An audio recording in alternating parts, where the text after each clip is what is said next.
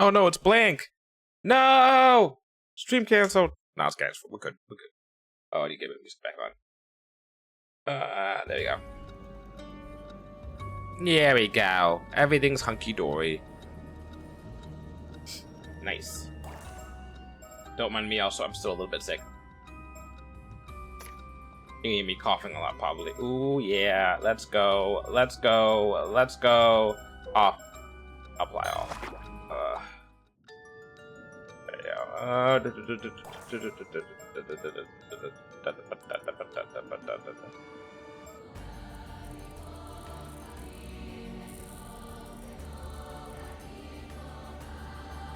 Yeah. Why does it do that? Why is it just sending me back? Oh, whatever. It's fine. It's fine. It's fine. It's fine. It's fine. It's fine. It's fine. I was trying to look up quickly right before I started this. When's the last time I played through the first game? Because it was in October. And then I realized, oh shit. It was a while back. I played through Paranormasight, the first one, in October 2024. It's almost been a couple of months. Oh yeah, almost a couple of months. 2 months. What am I saying? I'm bad at math? What am I? 2 years since I played the first game. It's insane to think about. Where am I? Here we are. And now we're in June. 4 months away from being 2 years. Good game. Good game. And now we're starting with this one.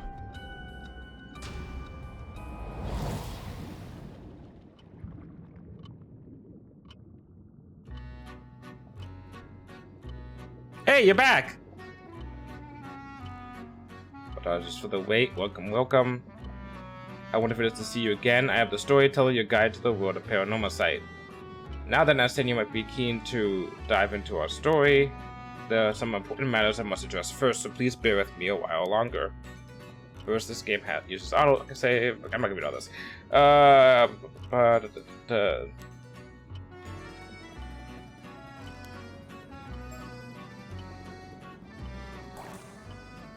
Okay.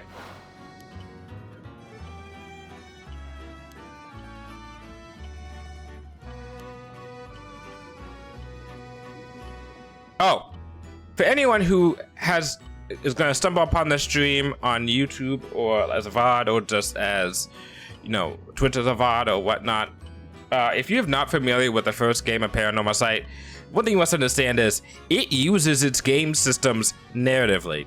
There's very few games that do that. Okay, you 999. So look at you, Phantom Hourglass.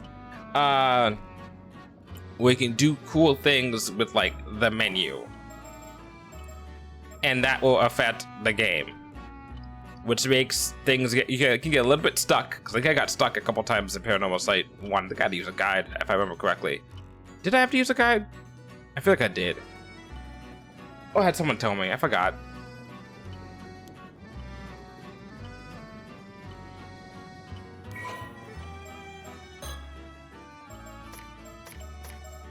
Like, there's a part in the game where you have to legitimately, like, someone speaks to you, and if you hear what they say, you die.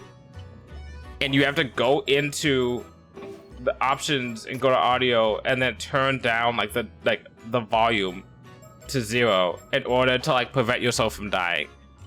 Like some MGS shit. That's the best way of putting it. Good game though.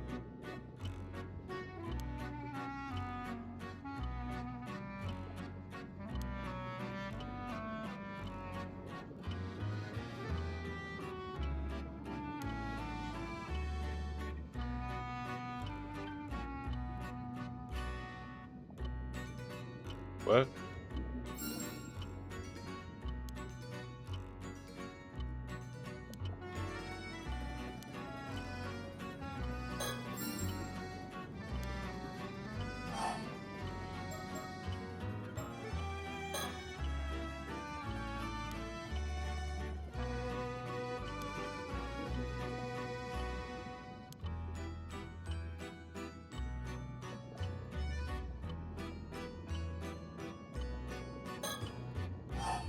Okay.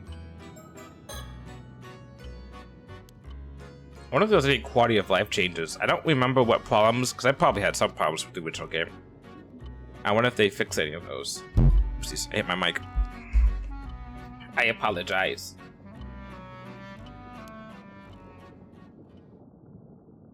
What's my name? Yeah, as you may know, I previously served as a guide to a different tale in the world of Paranormasight, one concerning the 7 mysteries of Hanjo. You wouldn't happen to be familiar with the events of that tale, would you? I am. So we have met before then. But different during a previous encounter, so I failed to recognize you at first. My apologies. It's probably because I'm a different person. In that case, there's nothing I need to warn you about. Well, I believe I have kept you waiting long enough. Tell you about the experience. Yeah, it concerns a number of legends passed down in Ise Bay, a stretch of sea bordering Mie Prefecture. Specifically, those legends involving mermaids. Okay.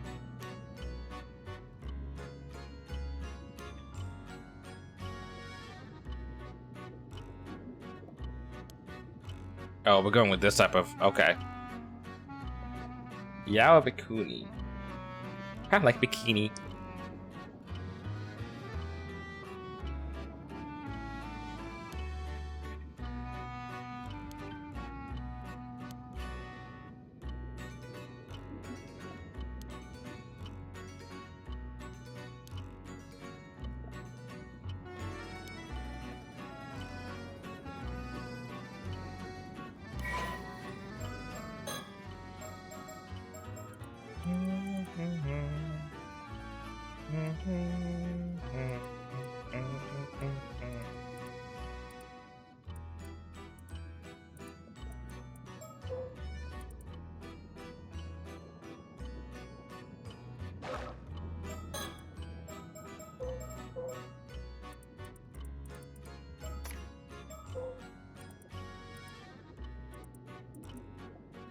Okay.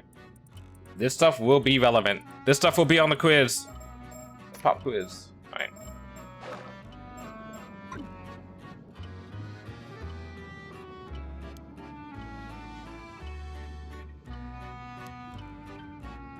Words highlighted in pale blue usually indicate that there is a related entry in your files. What about ones in yellow? Okay, we're on Kamishima, an isolated island in the waters of the Ise Bay. Okay, so he's saying that, so probably mean that maybe this will be important. Or this. Okay. Yuza Minakuchi. No, I don't think it was.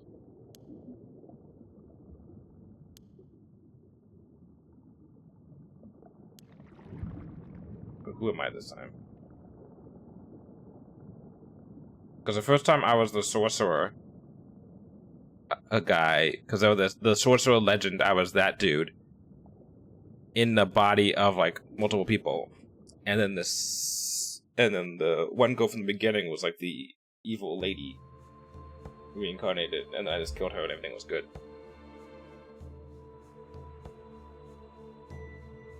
Did you come to me or did I go to you? I cannot recall whether it was a dream or reality. I cannot recall if I was asleep or awake.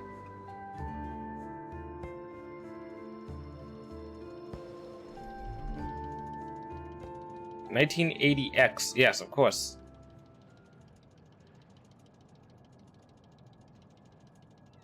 Right, this should do it. Alright. My nose is a little stuffy. Give me 1 sec.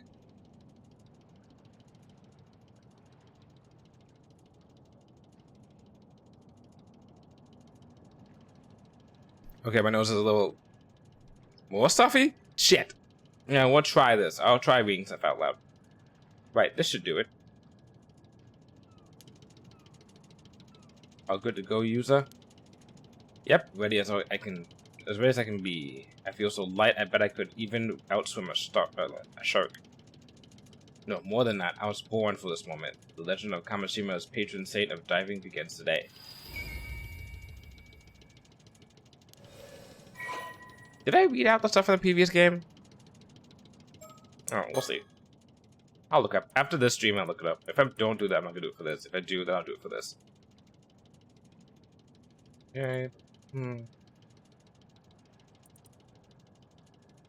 That's relevant. After losing his parents on the large-scale maritime accident 5 years ago, that's gonna come back. Grandmother sue you.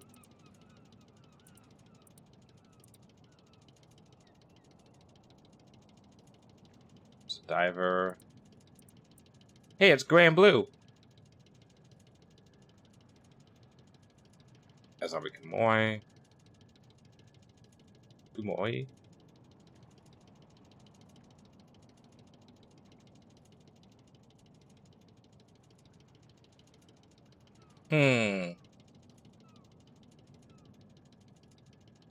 Why did the disaster make people shift how they talked to him? Is they think he was to blame for it? Well, that sounds pretty impressive, but this is your first time diving out in the bay, so don't push your... what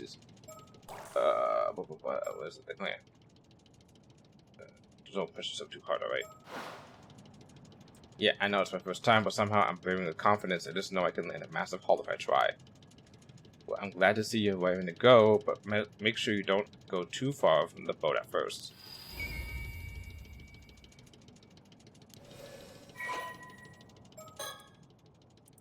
Okay. This guy's gonna die.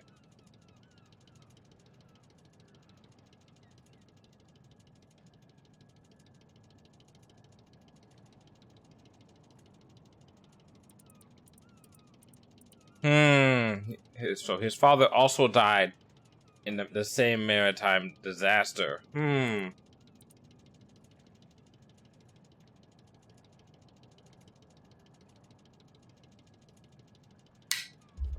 have some drink, some water.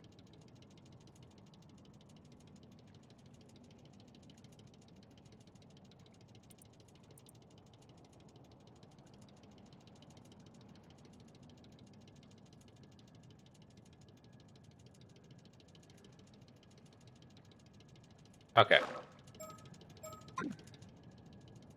Don't worry, Azami. You just focus on getting the grill ready. We're having a feast tonight. I'll hold you to that. Oh, that's right. I don't have it, but... I don't have thalassophobia, but I'm not the biggest fan of open water in stuff. Like, I can go into the beach, or, like, go into the sea and do stuff, but, like, seeing it in fiction is scary. It's like someone saying that they have they don't have to have a fear of heights, like the specific word for it, but like it's like they don't feel comfortable, you know, being high up and looking down and seeing that low. You know, it's like one of those like, okay, that's like, you know, something a lot of people have, even if it's not like necessarily a specific phobia. All right, so we'll see how this game does for me. I'll still be able to play it though. The diving minigame will now commence. Follow the instructions, use the controls, and press dive when you're ready.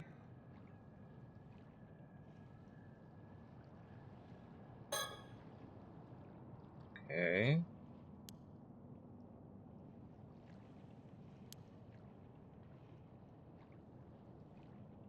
There's a score part to this? Okay.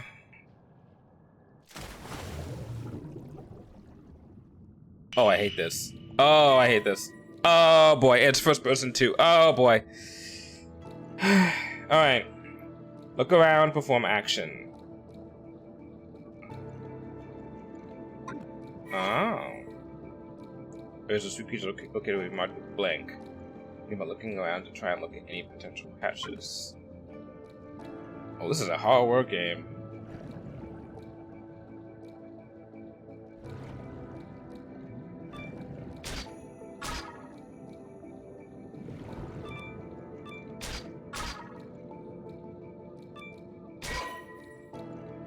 Engage will decrease when diving. Make sure to go back to the boat before it runs out. Return to the boat by time by turning your viewpoint upwards and selecting return to the boat. Remaining oxygen will continue to decrease on the way back, so don't wait until it's too late. Hey, I died already. Yay. We try. I got achievement for that? Neat.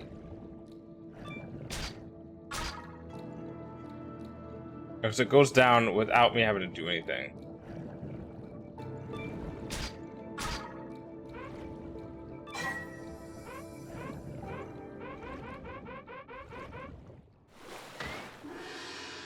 Wow, you need better oxygen, man. Bank 2, baby. Oh, okay.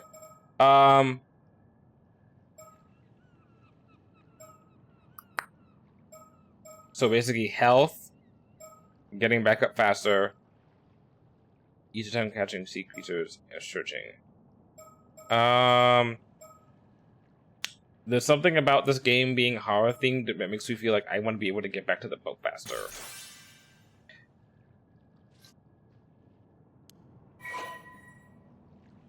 No. Okay, looks like you're all warmed up. Let's go out a bit further so you can look for something bigger. The biggest catch you can get at this time of year is probably abalone. It's the actual thing, isn't it? Snagging just one is something to be proud of. Remember that sea creatures are living things. They change places every time you dive, so be careful. Okay. Okay, well, talk about that.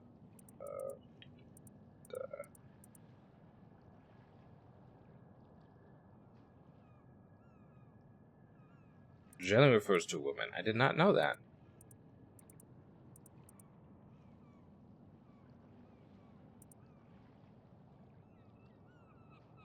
Wait. Saman and Domon? That was in the previous game. Carrying objects was the Saman and Domon symbols to ward off misfortune. That was in the previous game, I'm pretty fucking sure.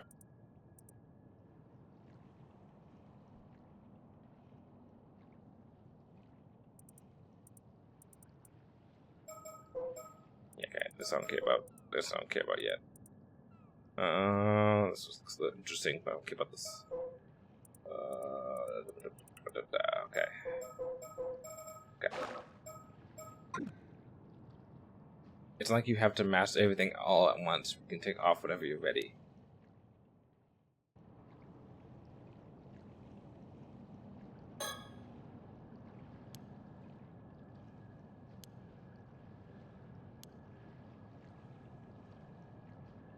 I am a little bit afraid.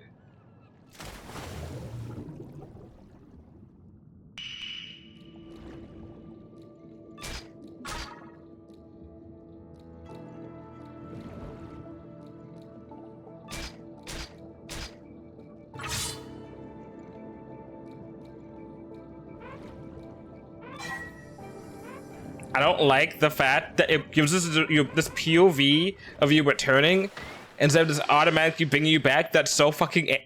Oh boy, that's so anxiety-inducing. Because I'm so fucking scared that something's gonna pop out, like, when you're returning to the boat. Oh my god. Due to these...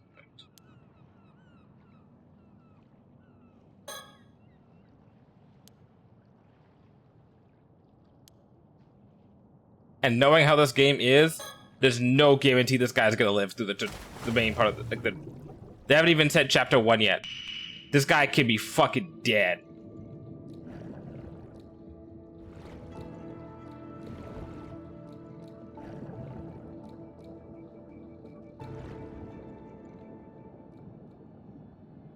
Hmm? Can we go back? What was that? Can we go back? Can we go back? Can we go back? Can we go back? Can we go back? Can we go back? Can we go back? Can we go back? Can we go back? Can we go back? Can we go back? Can we go back? Can we go back? Can we go back? Can we go back?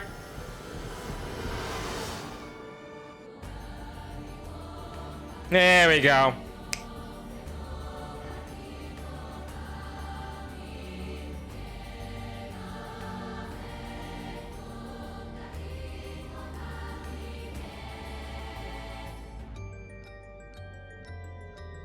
Now we're actually playing the game.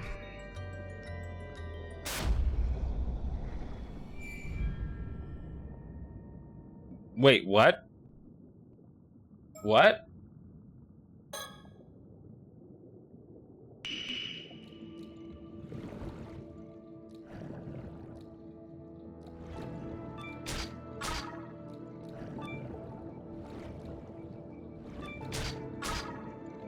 Oh my god.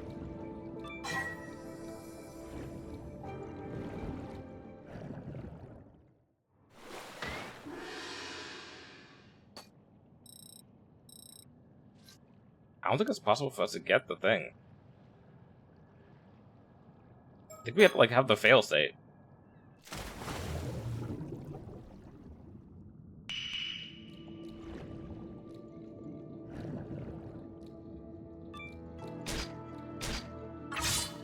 Oh shit, that's what I'm looking for.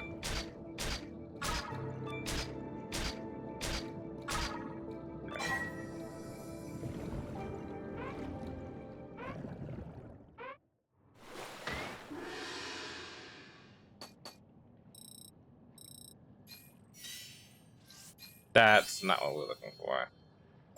I want that now. If I just hit stop diving, do you think that perhaps it's a failsafe that's supposed to happen and I just instinctively went back to...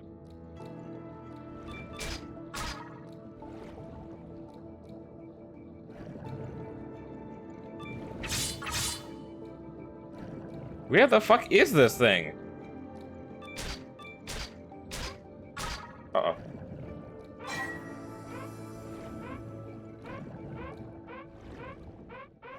Are they pulling you up? You lose, I think, more health or something.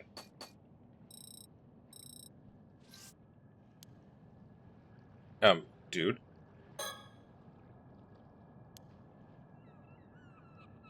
You come and take a good look around you first.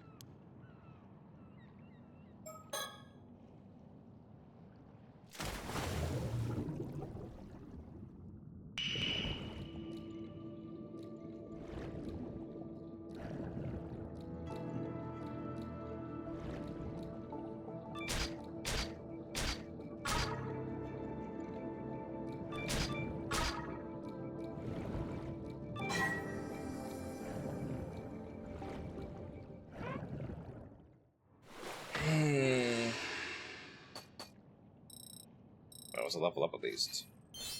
Yippee. Yes. We dive for like 5. Let me just like max out my diving.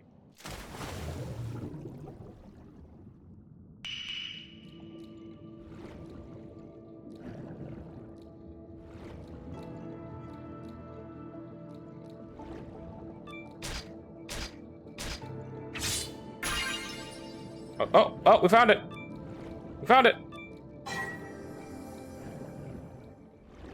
Alright, we got it.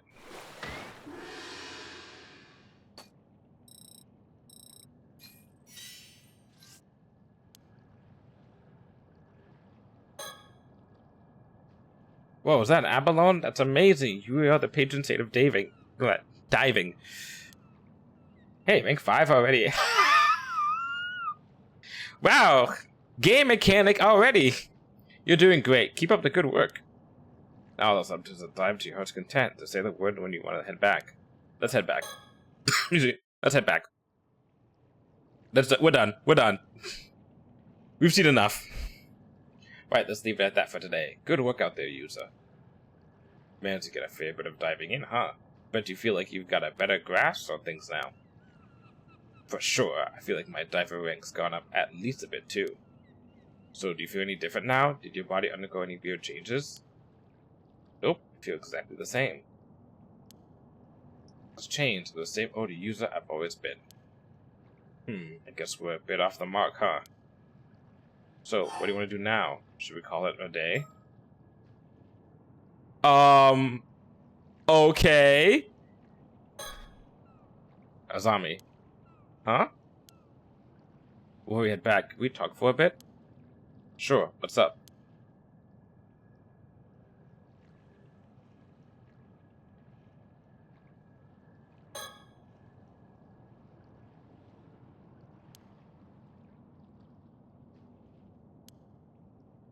That's something I'll do. I won't be reading out that. Oh, hold on.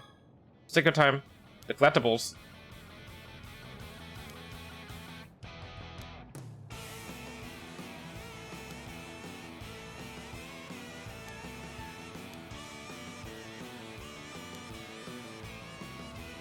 Tit for tat.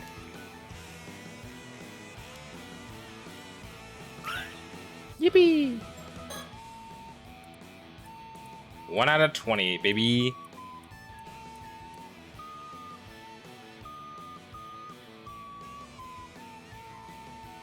We told a 5 and 20 because they're doing like fun bonus content at these milestones. 5 and 20, that's a big difference. I'm 100% gonna hit 5. I'm not sure I'm gonna hit 20 though.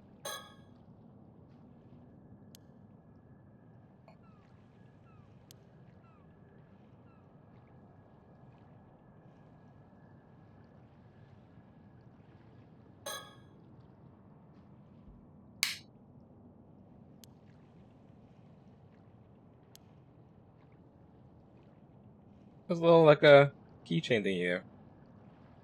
I think I've seen enough here. Let's go back to spooky atmosphere. So when I was diving just now, a giant hole in the seabed you've never heard of before? Yeah, the rocks around it looked like they'd only recently collapsed. So I think it probably opened up within the last few months or so. Ah, now that you mention it, there was a pretty big earthquake around here around 3 months ago. Maybe that had something to do with it? Oh, that's right. That would have been before I got back. Anyway, if you saw a giant hole in the seabed, you'd be curious about it, right? I sure would. Curious enough to try and take a look inside? Can I look around? No. It'd be pretty dangerous, but I guess I might, yeah. I would not. I would leave that shit alone. Right? So I went closer to try and get a better look. Do you see anything? Well, when I looked down into the hole, a ghost or something that looked just like me suddenly rose up from the depths. A ghost that looked like you. It swam towards me with its hand outstretched. Hi there! Let me give you a hand. It looked like it was trying to hand something to me. Or maybe it was trying to tell me something? Man. What did you do then? Did you take its hand? I did. I felt like I couldn't resist somehow. Guess even the patron saint of diving does foolish things sometimes. The only thing I was a patron of was carelessness and lack of proper vigilance. Looks like there wasn't much you could do about it though. Hey, user. Thing you ran into. Do you think it could have been a Tomokazuki? A Tomokazuki? Oh, we can do the thinking thing.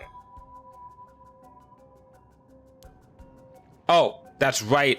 Oh, that's right. I forgot this game does that too, because I remember that from Famicom Detective, and I forgot if that's something here where I have to like continuously think on the same thing. Oh man. Hopefully you don't do that this time. Yeah, we'll see how this goes. I was gonna do something. What was it?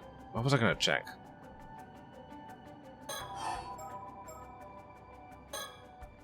Did anything happen after you took its hand? I don't really remember. When I came to, I was back outside the hole. Thought maybe I had blacked out due to a lack of oxygen and had been some sort of hallucination.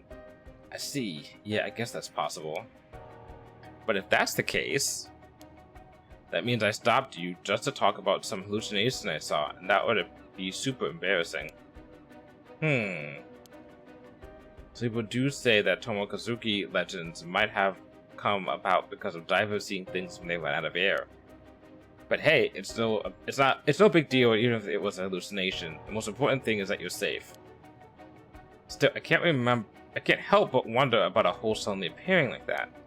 Yeah, it's pretty weird. I just realized that I was thinking about this and I lost track of thought, which happens a lot, and then I remembering that track of thought. I've been exposed to a lot of horror in the last like 48 hours. I saw the Backrooms yesterday. I watched a whole lot of the horror game showcase earlier today. It was 2 hours long, and at some point I was just like, okay, these are kind of like blending into each other. But there were some good games in there that I'm probably never gonna play because I'm scared of shit. And then going from that to this, I'm like, man, it's been a horror time. It's not even October. Huh? You never heard of it? Well, I guess not even the folks around here know about it either. It does sound familiar, though. The Tomokazuki is a sort of ghost story around these parts. The story goes that sometimes when diving, an armor diver will come across another copy of themselves, an exact copy. A doppelganger! The other version of them will be holding out something they want, like an abalone. Here you go. Something they want. And when the diver reaches for it, the Tomokazuki grabs them and drags them to the bottom of the sea. Whoa, that's scary. Wait, the Tomokazuki I saw wasn't holding anything. It wasn't? Well, that's different. Maybe it was thinking that you wanted to... Oh my god. Maybe it's some fucked up shit. Maybe you're like suicidal or some shit, and then this guy's just like, oh, I'll just let you die. You know, here, come with me. Or maybe a nicer way of thinking of it is maybe there's nothing that you want. Maybe it forgot it at home or something. At home, huh? The abalone? Yeah, the abalone. Maybe it left it at home. Maybe the Tomokazuki is more careless than the legends let on. You're pretty forgetful, though. So maybe it became a sort of a perfect copy that imitated that aspect of you as well. That's actually kind of funny. How whimsical. Oh, that damn Tomokazuki, it knows my every weakness. Now that you mention it, though, I think I do remember that story from when I was younger. I guess the fact that I forgot the story really proves how forgetful I am, huh? No worries. It was a while ago, you know? Oh, what if they're doing some shit about, like, the people on the surface are Tomokazuki's, and the people who are not in the surface are the not Tomokazuki's or some shit. You just have been dead the whole time! By the way, like some another the anime series shit. By the way, you know those symbols on your diving gear? Symbols? Yep, same man in Domon. The armor divers around here all have them somewhere on their outfits. This was from the previous game. Oh, this was her mom's gear. I didn't know. People say those symbols work as a charm to protect divers from the Tomokazuki. Interesting. Interesting. But if I ran into a Tomokazuki just now, wouldn't that mean the charm didn't work? Maybe, but it could be thanks to the charm that you made it back safely. The sea is a dangerous place, even without the Tomokazuki around. Things could have been even worse without the charm to protect you. I see, so without this charm, I really could have been attacked by a shark. Glad I had it then. Seriously, a shark would have been no laughing matter. Yo, I wonder if we're gonna see sharks in this game.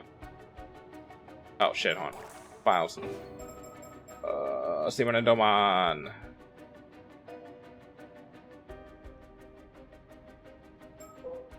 I'm pretty fucking sure that was in the previous game.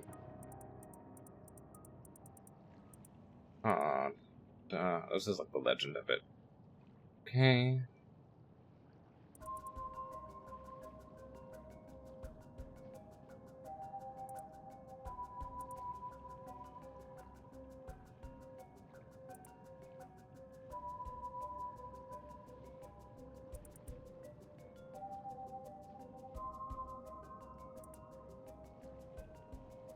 This is okay.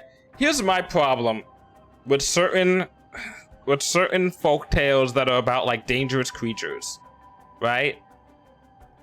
It's like I feel like there should be a folk tale about someone who survives an attack than who doesn't survive an attack. Like it's like, oh, she got pulled out and then no one was able to save her. Were there any witnesses? No. Then how the fuck did you come up with this folktale? You know?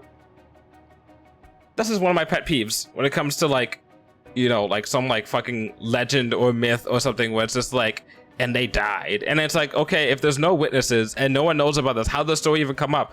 Oh, don't worry. Like, a cousin of mine told me about this. It's like, what the fuck are you talking about? If I thought it was gonna be like, oh, she went to grab the abalone and then, and not that it was too late, but like she managed to get away, but realized that something would try and take her down, and then she got scared or some shit and got paranoid and didn't go back into the water, and then there's like the tragedy of like she lost the one thing that made her special because she's too afraid of the water because of this Tomokazuki, which would give a real life explanation for like maybe like, oh, maybe like people are like freaked out from things that go under, you know, from like the pressure of being under water or whatever, and then in addition to this myth, but no, it's just like, no, she died. There's no other witnesses? So far it seems like there's no witnesses. Yeah. Like, did they find her dead body afterwards? And then see like her Tomokazuki counterpart just like dabbing on her grave, like a corpse or whatever? Like, what? Okay, whatever. Hey, I saw me about the Tomokazuki just now. Yeah? Do you think it has anything to do with what we're looking into? Past recollection chapter. Interesting. Here we go. My apologies for the interruption. I'd like to take this chance to inform you about a unique ability of yours, the recollection feature. It's flowchart time, baby! But to make things clear, I must first tell you about the story chart. From here on, you will be returned to the screen. The story chart breaks in the story. You see, the story you witness will not necessarily unfold in chronological order. And in fact, you will not only be playing as one protagonist. The screen will allow you to see where each chapter lies in the grand scheme of things, as well as select where you wish to proceed next. The icon for a chapter is not dim. If the icon for the chapter is not dim, that indicates it has not been fully completed. Generally speaking, completing a chapter will unlock the chapter immediately after it. However, which has happened multiple times in the previous game, there will occasionally be times when a recollection button will appear during the story, as you experience just now.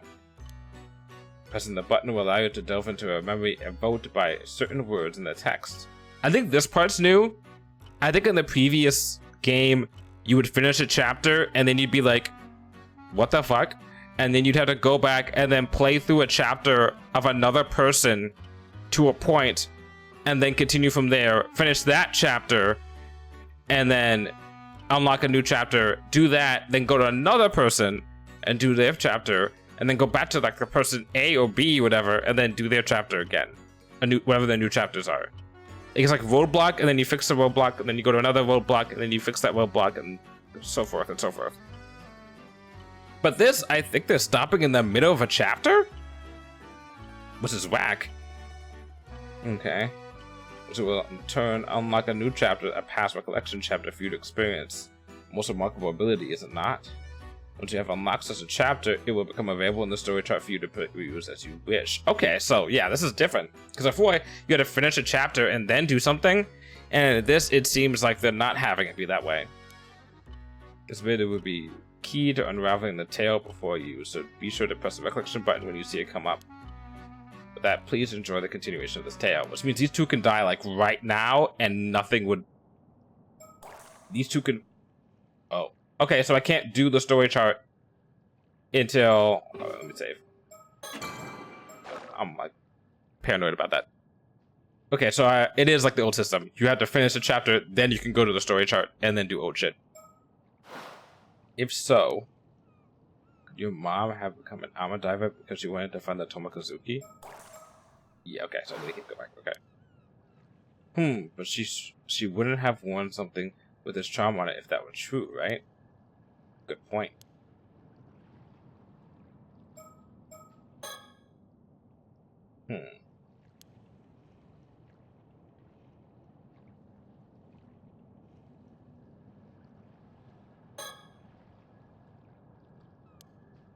Was born and raised on the playground where I spent most of my days.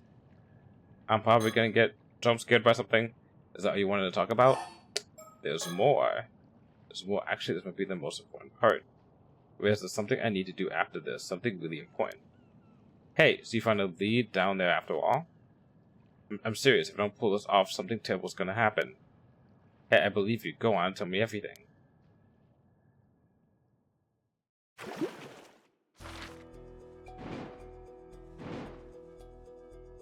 Okay. Okay, now we hit the thing. Okay.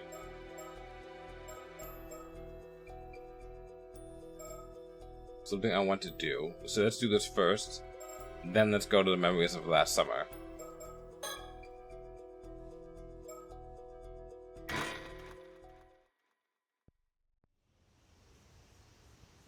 August 6th. I keep track of the dates.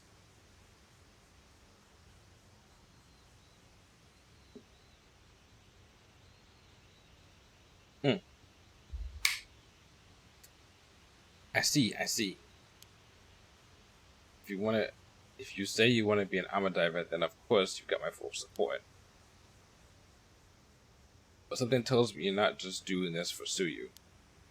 People are bound to talk if you become an armor diver here. You must have some other reason, one big enough to risk everyone running their mouths. I knew I couldn't hide anything from you, Azami. Heh, wouldn't take me even 0.2 seconds to see through one of your lies. So what's up? Tell me everything.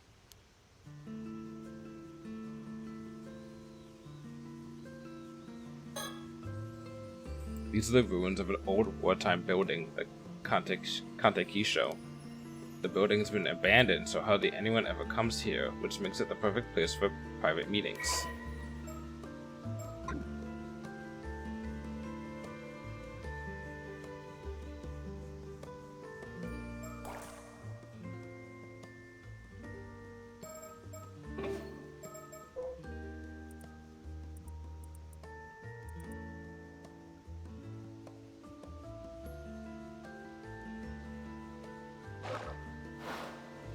Okay. Well, I like the music. Ooh, kind of creeps me out. Oh, that was a different check. Make sure we're not being spied upon. Alright. Hey, Azami. What I'm about to say is gonna sound pretty crazy. You still want to hear it? Sure, bring it on. Thanks, I'll come right out and say it then. I'm looking for a mermaid, and need to find one by tomorrow. Oh, a mermaid, huh? And by tomorrow at that, that's gonna be tough. I'm being serious. In fact, I've never been more serious. I really do have to find a mermaid by tomorrow. Are you blushing because it's embarrassing? I can tell you're not joking about the look on your face. You got some sort of reason for saying this, right? Wasn't his grandma, like, not doing well or some shit?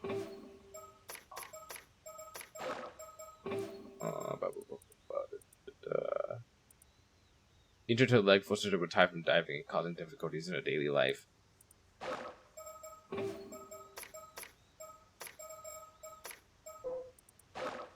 Oops, didn't even do that. Oh, good to know that right click does that though.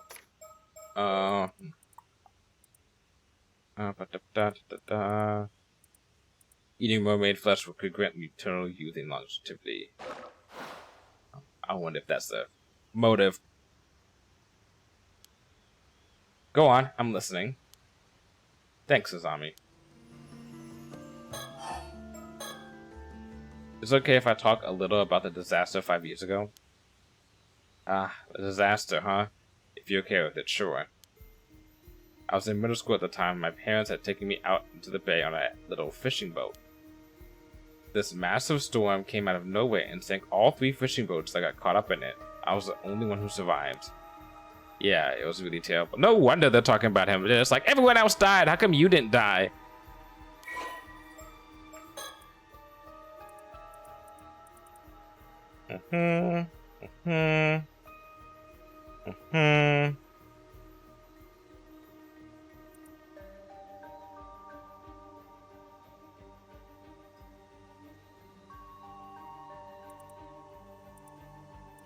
List of casualties.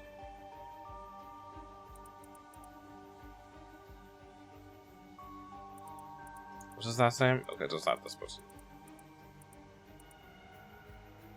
1 passenger, identity unknown. That's gonna come back. 1 other crew member.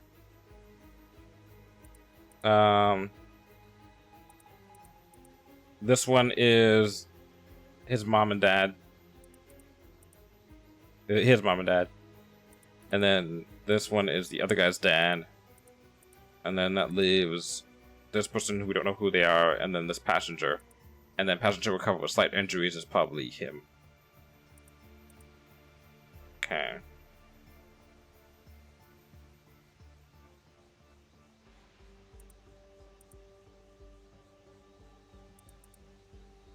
Okay.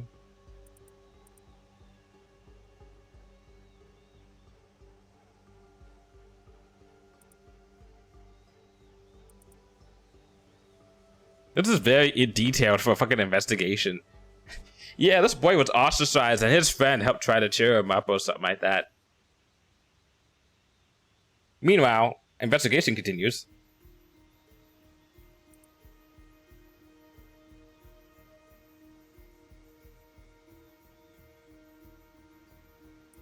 It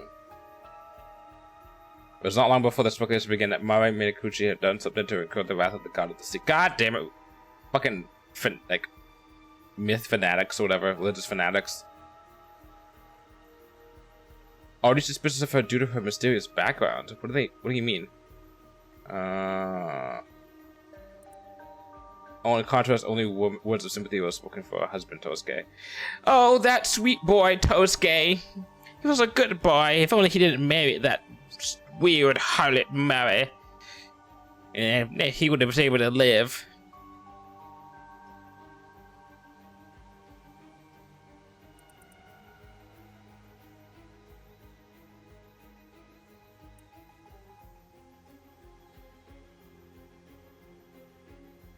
Okay. But how old are they? Guess it 10 years. 18 years. Oh, good. So you were 13 when it happened. Okay. So what about the disaster did you want to talk about? Well, I've recently started to remember some things about what happened. For real? I know your memories of the disaster were kind of hazy due to the shock. But it's great that you started to remember. Oh, but I guess it's not exactly something you'd want to remember, huh? Sorry for getting all fired up. It's okay. It actually hasn't bothered me as much as I thought it would. Thanks for worrying about me, though. It's that the things I remembered are a bit strange, so I couldn't bring myself to say anything. Sorry for keeping quiet up till now. Strange, huh? I can see why you'd want to keep it to yourself, all things considered. Don't sweat it. So, about the accident. When we ran into the storm, our boat got caught in the puddle pool and started to sink. My parents gave me a lifebuoy and lowered me into the water. They were frantic, and I was too stunned to do anything but go along with what was happening. I can imagine that must have been really scary. The waves were knocking me around, so it took everything I had just to hold on to the buoy. Boy? Boy? I don't know how to say it. In the end, I just watched as the boat was swallowed by the water. I couldn't do anything else. There wasn't anything else I could have done. It wasn't your fault, Yusa. But right after that, this huge wave came crashing down on me. I got dragged into the depths of the sea, lifebuoy and all. Huh? You got pulled under, but I thought... Yep, up until now, I thought I managed to miraculously stay afloat until I got rescued. Remember now, I was pulled out underneath the waves.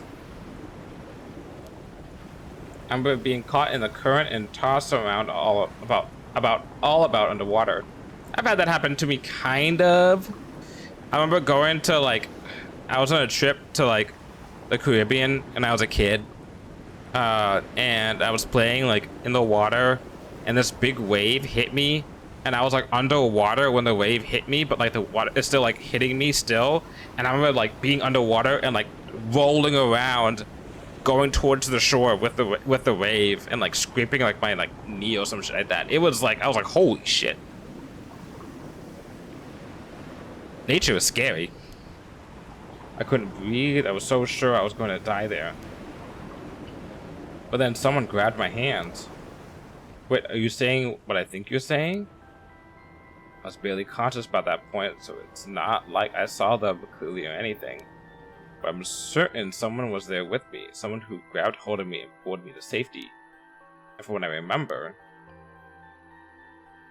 You saying they were a mermaid? Exactly. So you were saved by a mermaid.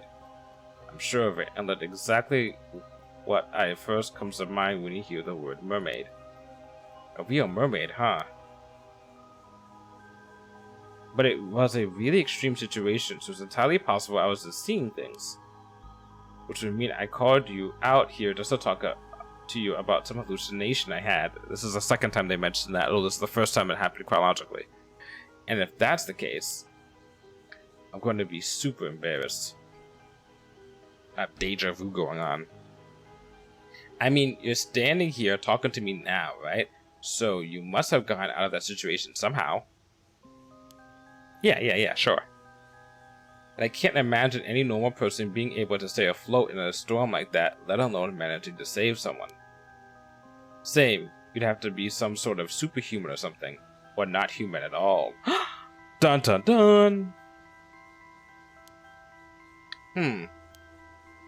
Man, who would have guessed that there were mermaids here in Issei?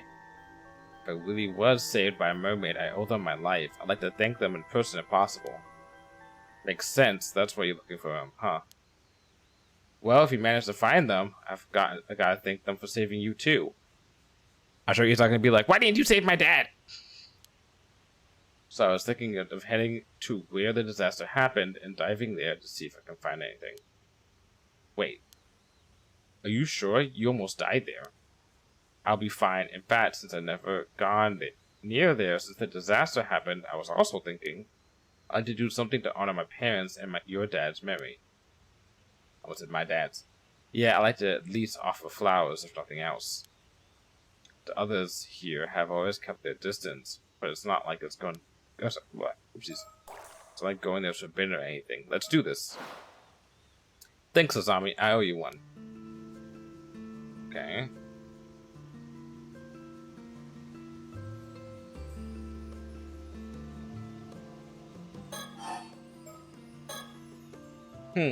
There's no guarantee the mermaid will still be around there, right? I'm thinking it'd be good to have more of a lead before we head out there. About that, do you mind if I say something crazy? Again? Sure, what's up? Remember my mom, right? Of course I remember Mrs. Mare. Well, she wasn't originally from Kamishima, but she met my dad when she moved here and ended up marrying him. But even to me, she never seemed to really fit in here. Well, I can't really disagree there. She never spoke to me much either. Some people even outright told me not to talk to her, you know. Said she was suspicious because we didn't know anything about her. Stuff like that. I guess that's understandable. She didn't really involve herself in the community activities and almost never participated in local events. Why, was she a mermaid? I'm just gonna say, like, every single person I'm gonna sing and be like, are you a mermaid? Are you a mermaid? You look like a mermaid. It felt like, oh, gotta sneeze.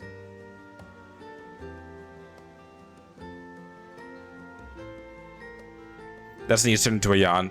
Sorry. It felt like she was always keeping her distance from the other islanders somehow.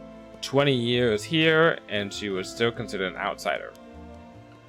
Yeah, I never knew how to bring it up to you, but I always kind of wondered. Was there some sort of reason for that? Not as far as I know. Dad and Gran never seemed to mind, so I figured that's just how she was. But looking back at things now, it was pretty weird. Okay. Age unknown. Well, interesting. Should this be something deceased?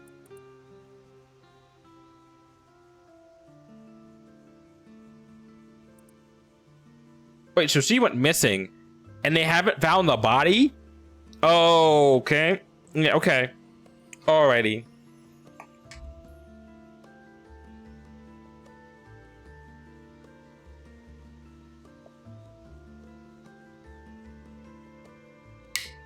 Theory time. His mom's a mermaid. This could be very well.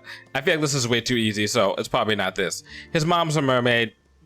She tossed herself over to save him, to get him to safety. But since he went back to being mermaid form, she's like, well, I can't go back home. And then dropped him off and then just bitched the fuck out. You know, I was just like, all right, I'm good. My son's safe. I'm good. I can't stay here. There's no body. There's no body. They're talking about mermaids who traditionally have been ladies. She's mysterious. Doesn't go along with the rest of the people who have superstitions about mermaids. Well, they have superstitions about Tonikazawas or whatever, whatever they call it.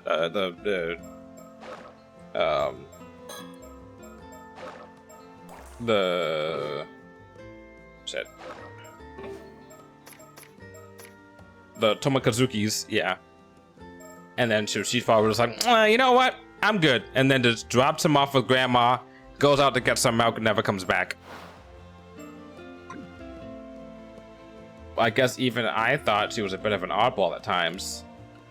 You say that, but I think you're getting it to be pretty similar to her. What? Really? Yep, that's... What's that saying? Marching to the beat of your own drum? You're both like that.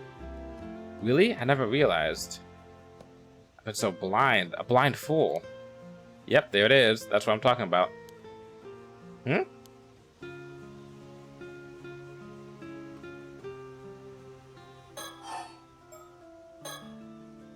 But why do you bring up your mom all of a sudden? Well, looking back now, there were a few things that always bothered me. Oh? For a start, no one ever told me where my mom was from. She was also a natural at almond diving, but I never saw her eat any seafood.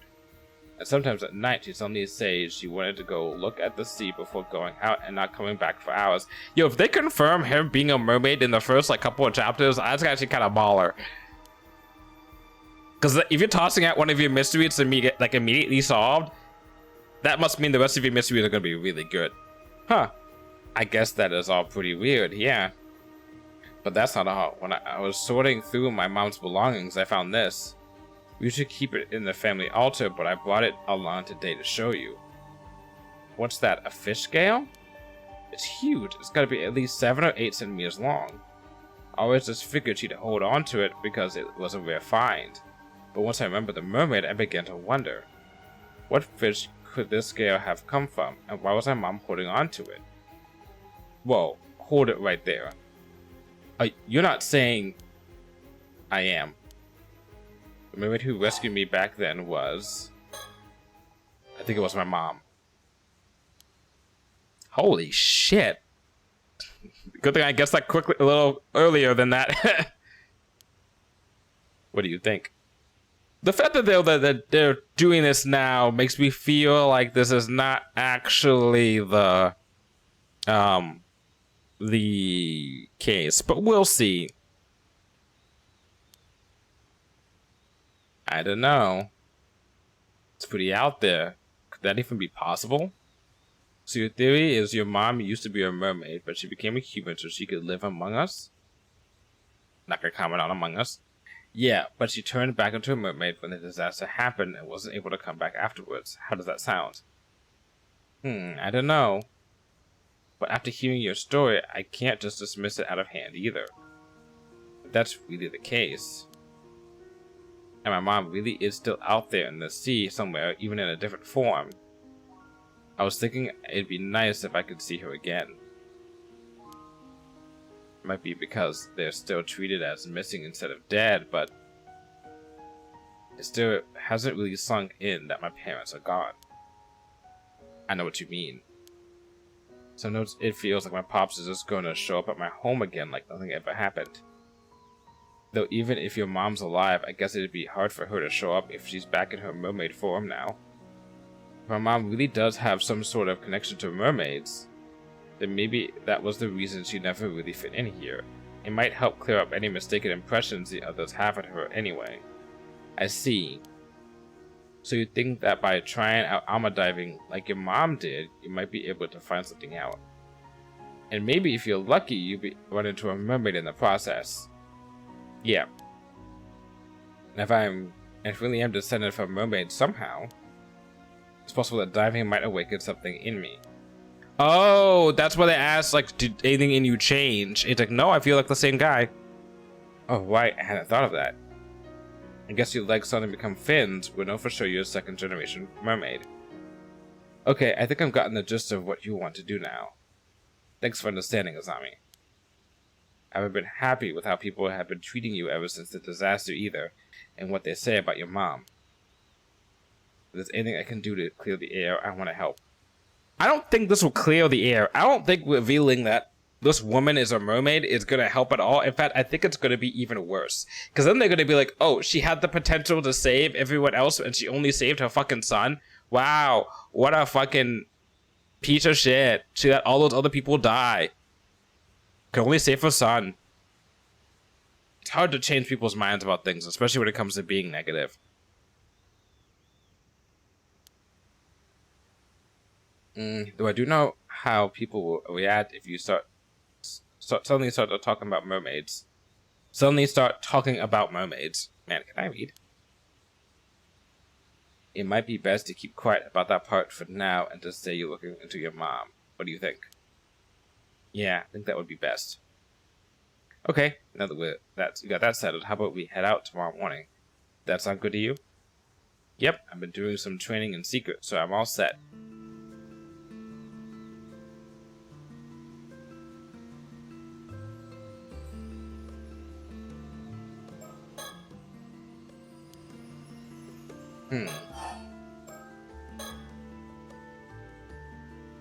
Still, having to find a mermaid by tomorrow is pretty sudden.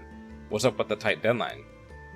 Well, so I can't say right now. If you manage to find one, I'll explain everything, I promise. Well, as long as you tell me later, it's all good. Oh, here's an idea. If you're in that much of a rush, how about we talk to Tsukasa? How do you say that? And I know Sato. Let's say Tsukasa. Tsukasa. I say Tsukasa. It's how you, because it's the, yeah, okay. Maybe they'll be able to help out. I wonder. It would be nice to have more help. But would they even believe me? The whole thing is pretty crazy after all. Besides, Tsukasa's going back to the mainland soon. I hate to bother her now. True, still, knowing Tsukasa, she might be surprisingly on board with the whole thing. See, I knew he'd be in here. Oh, whoa, jeez. Whoa, speak of the devil.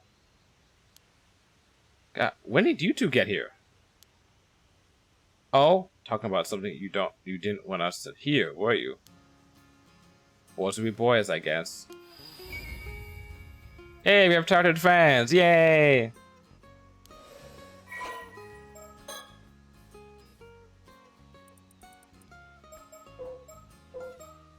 Oh, so he's 18, he's 19, she's 17. Maybe that one of those things was like a small school, too.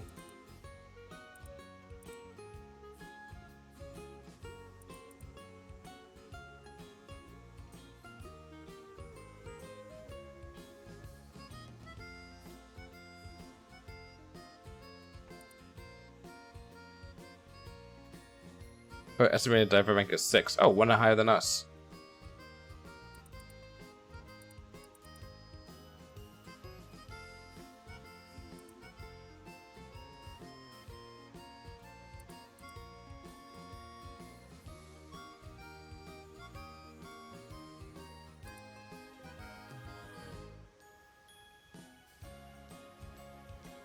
Hmm.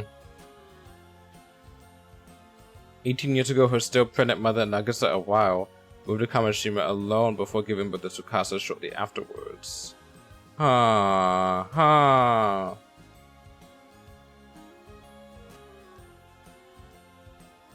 Despite the fact that her mother never seems to have any financial difficulty despite not working has led her to quietly suspect he might still be involved in some way.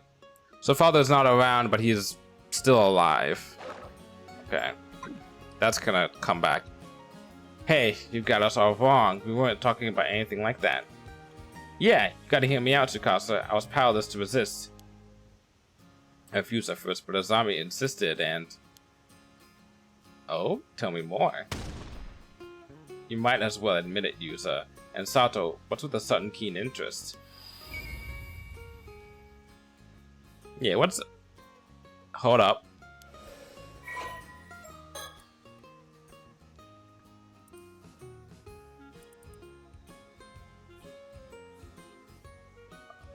Claiming that she was the child of a relative of the Wakamuras.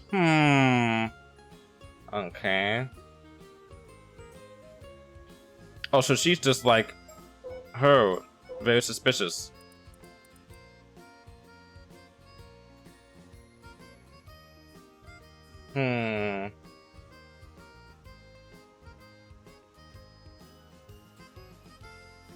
That's kind of fucked up.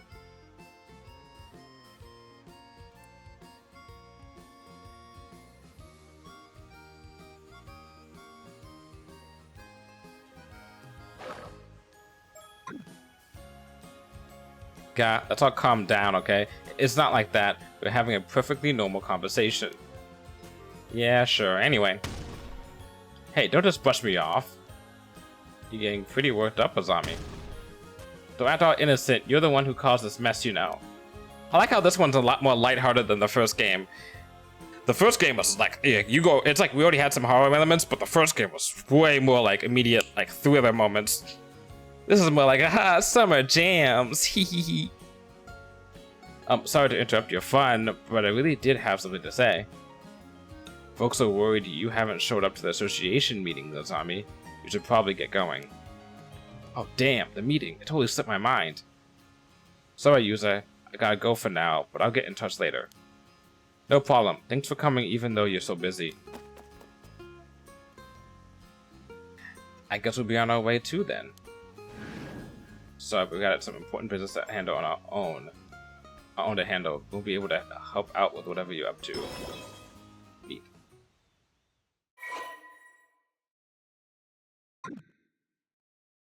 So this is our second character. So did you hear what we were talking about? Only the part where my name came up. I didn't want to be nosy though. I see. Well, thanks for coming all the way out here to get Azami. I don't know what you guys are up to, but you piqued my interest. Be sure to tell me about it later, okay? Anyway, see you later. Come on, Sato. Roger. Oh, one more thing. You better not forget about the day after tomorrow. Tell Azami he better remember too. Sure, I'll tell him later. Oh, she's got like a little like a fang.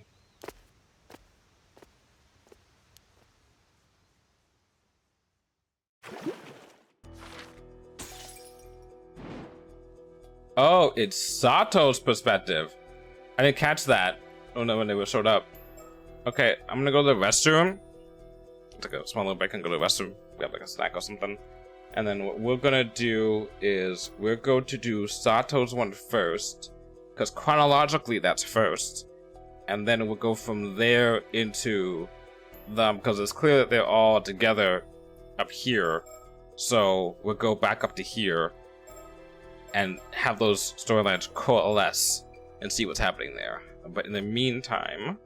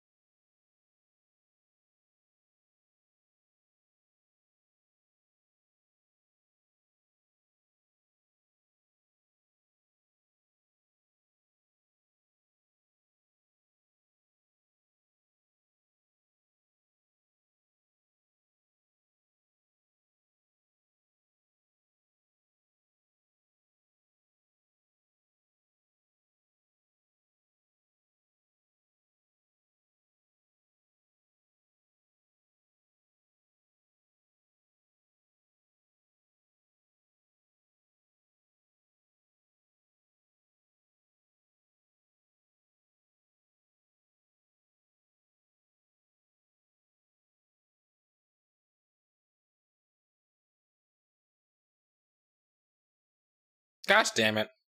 Okay, now we're back. It takes a while for it to load. I went to step outside to go use the restroom and grab a snack, and immediately my roommate was right there to scare the shit out of me. Because he heard that I was gonna be leaving the room, and he's like, "Oh, I'm gonna try and scare him," and he did.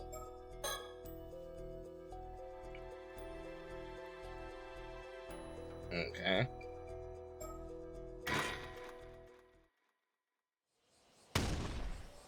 Sato, you got a sec? Hmm? Hold on. Wait a second.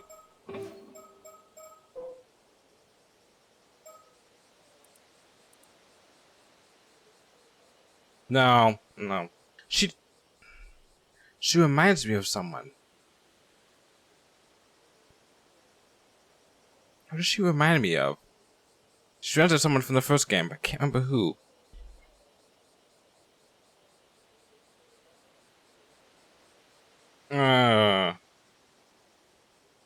I could do this because it's not Paranormasight 1 characters.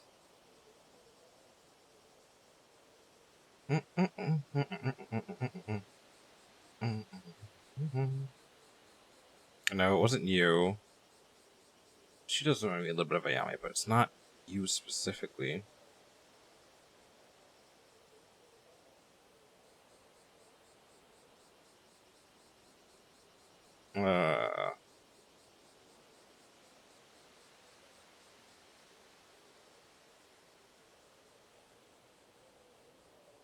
How old is this? This is 2023. Okay, so it's not you, not you, not you, not you,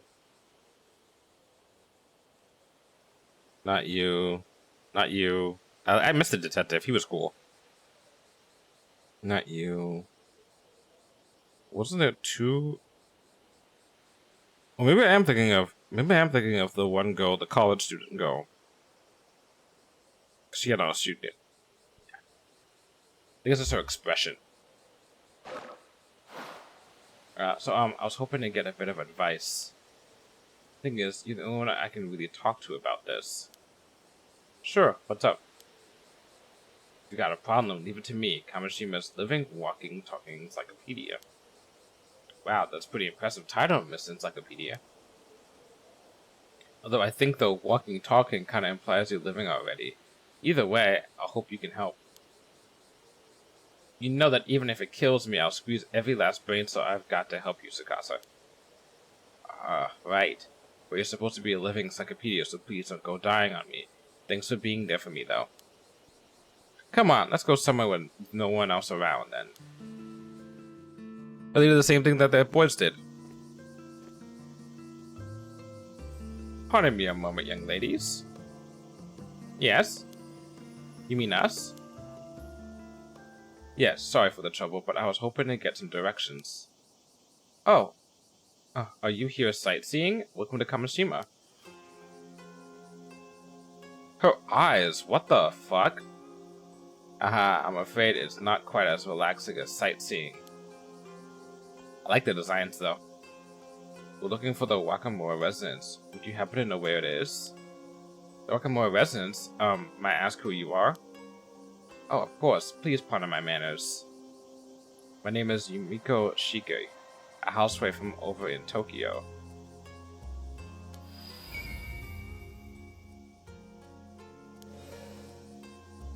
Oh, a housewife? This here is Soto Kiryu. He's something like an assistant to me. My pleasure.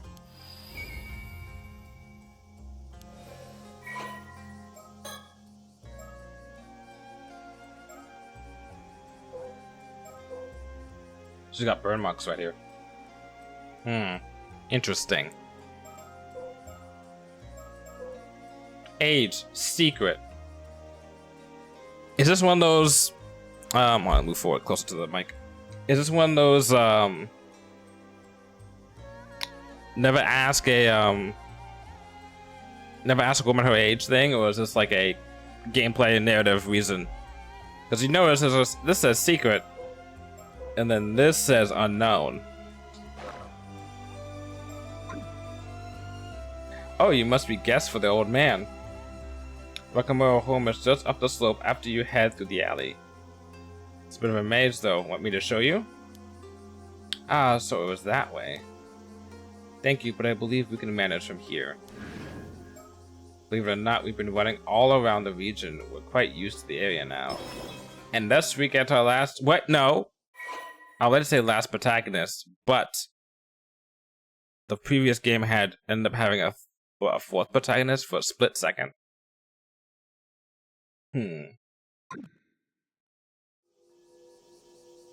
Got it. Take care, then. No. Fuck.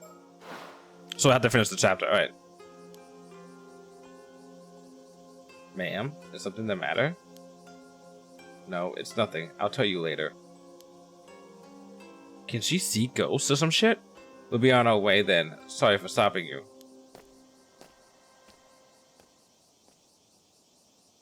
Huh. Those two had a really strange vibe. Old man sure gets some unusual guests. Yeah, there's something about them. Don't you think that's the kind of aura that sorcerers would give off? Ah, I know what you're getting at. I've heard those rumors too. I must have been saying that old man Wakamura has been super reliant on some shady sorcerer lady.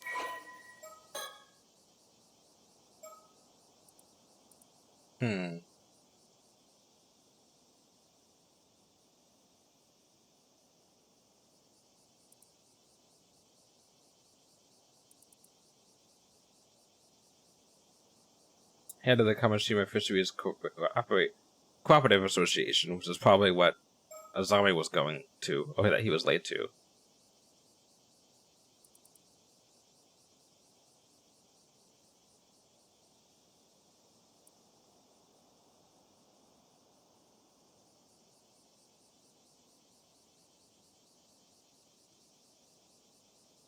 A certain famous sorcerer in Tokyo.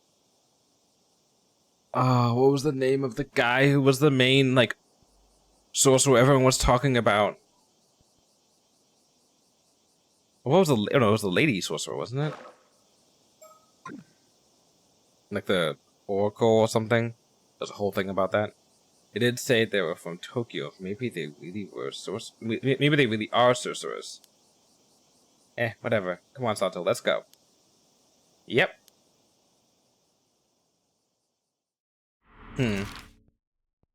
Oh, finally get a map. That's nice. We're here. So, we gotta go here.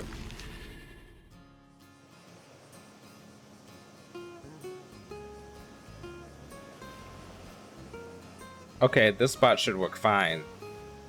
Oh man, now that I'm actually about to talk about it, I'm getting super nervous. Let's look around.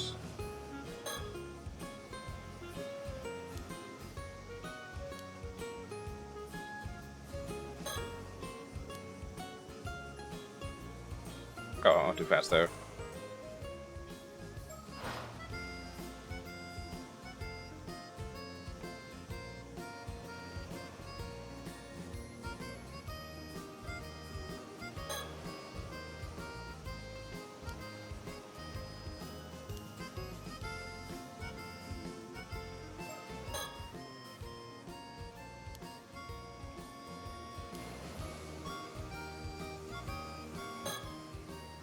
Alright, you said you wanted some advice, so let's hear it. How can I help you, Mr. Kasa?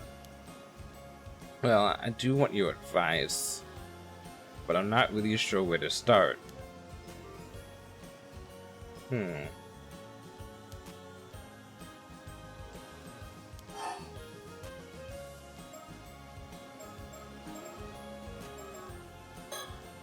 Oh, Tsukasa, that reminds me.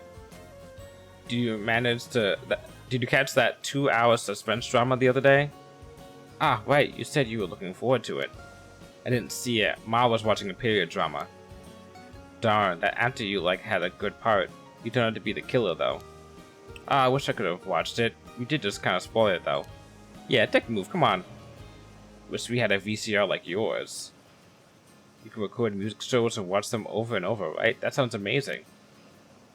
Not many houses on the island have one, though. Yeah, I know it's a bit of a luxury, but being able to record and keep TV programs is the best.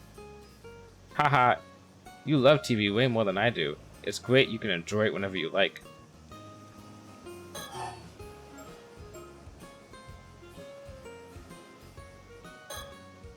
Guess we'll be heading back to the mainland soon now that the Oban holidays are over. Yeah, I headed back to the boarding school in 3 days, so I've only got until the day after tomorrow. So everything is going to be done in 2 days. So it's a 3-day game, probably, to take it easy here. Right, time sure flew by. I'm really going to miss you. Me too. Only 2 days left, huh? 2 days. What am I going to do?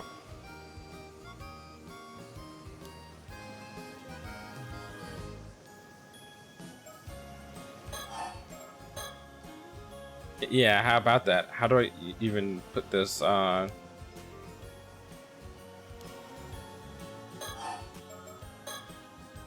Really can't get enough of your TV. Eh? You think I watched too much? How much did you watch this summer? Well, I guess I'm pretty much always watching whenever I'm home. Haha, nice. You should thank old man Rockamora for letting you watch as much as you want. We're hardly ever allowed to watch TV at boarding school. Even at home, I'm always fighting over what to watch with Ma. Makes it damn hard for me to keep up with the conversations at school, you know? TV's just got too much influence on everyone. Can't blame them either. It's pretty fun.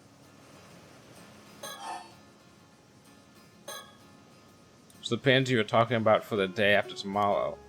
Guess it's a get-together with the others before you head back? Yeah, that's right. Plans with Azami and Yuza. I couldn't give them much time this trip, so I figured they might be feeling a little bit left out. Makes sense, you're pretty close friends. Totally, even growing up, they still do the dumbest stuff. Just can't leave them be. Boys will be boys, haha. Maybe I should leave you all to enjoy it without me then. No way, they're the lucky ones to have someone as cute as you come along with me.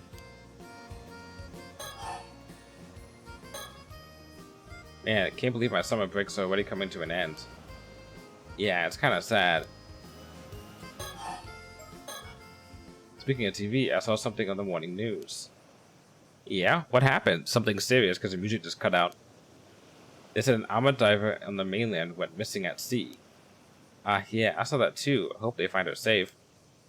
Apparently they're still searching, but it goes to show how dangerous being an armored diver is. Yeah, even I've had a couple of moments out there that have been way too close. When the cat is right in front of you, it's easy to think you can go a little bit further, and end up pushing it just too far. Sounds scary. You be careful out there. Now that I think about it, a little while back, there was that story about old human bones found on the seabed near Toba. Whoa, I never heard about that one. That really happened? Creepy. Maybe it was someone who went missing at sea, and just hope it isn't like a curse or anything. Yeah, the sea can be pretty scary. Damn, nature, you scary. That old Ama Granny's always told us. We islanders live in the sea. Never forget how fearsome it can be.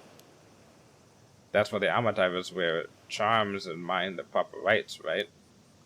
Yeah, gratitude, manners, and restraint toward the sea are never to be forgotten. That's the first thing they teach you when you start diving. You know, Sato, compared to when you first arrived on the island, if you've really brightened up, might be thanks to all the TV. Oh? Was I really that gloomy before? Yeah, up until about a month ago, it felt like there was a little cloud hanging over you whenever we spoke. It was like you were kind of depressed all the time, like nothing in the world really mattered to you. Oof, that's how it came off. Sorry for being such a downer. Yeah, you didn't crack jokes like you do now either. But this you? Way better. Having fun stuff going on really brought you to life. Makes sense. I'll try keep up the positivity.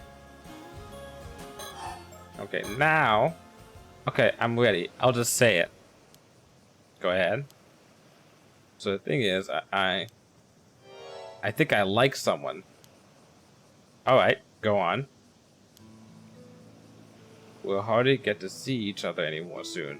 I want to tell him how I feel while I'm still on the island. Which one of the... No, maybe it's not the two. Maybe it's somebody else. Makes sense. I'll help however I can. And Kamashima's living encyclopedia. I've seen this all on TV before. I probably know a thing or two that can help. For sure. Yeah, you don't sound all that confident, which makes me a little nervous. But I can tell you mean it. Thanks. I just don't know really what to do. I don't really know what to do.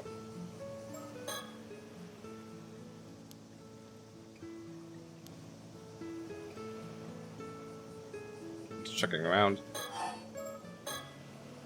So which of the two is the lucky guy? Huh? Who do you mean? No way. Don't tell me you think I like Azami or Yuza. Wait, you mean it's not one of them? Okay, okay. At least it's not that cliche. Ha ha ha, me falling for one of them, not a chance. They're basically like brothers to me. I could never picture a romantic relationship with them. Oops, sorry, I just assumed. I call myself the living, walking, talking encyclopedia and brag that I've seen it all on TV, but I guess I don't really know anything. Sorry, this is so embarrassing. I'm going to go die now. Whoa, don't sweat it. Really, no dying.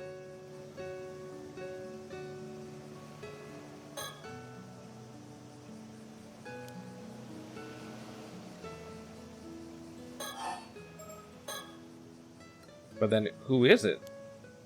No point dragging it out, so I'll just tell you. It's Shotaro. Ah, Mr. Wakamura's son? I see, I see. He's sincere, smart, and pretty handsome. I can see why you'd like him. Right? He's back visiting the island at the moment, but he usually goes to university in Tokyo. I've secretly admired him for ages, but I always thought he just saw me as a kid, so I figured he'd never be interested. But now I go to school on the mainland myself, and I'm even working as an ama diver. I think he might see me more as an adult now, more than before anyway. Yeah, that makes sense. So you want to let him know how you feel while he's still on the island. Maybe it's all just one-sided on my end, but I can't keep these feelings bottled up. Then tell him, I'm with you. How old's this guy? 21? I don't know about that, Sonny.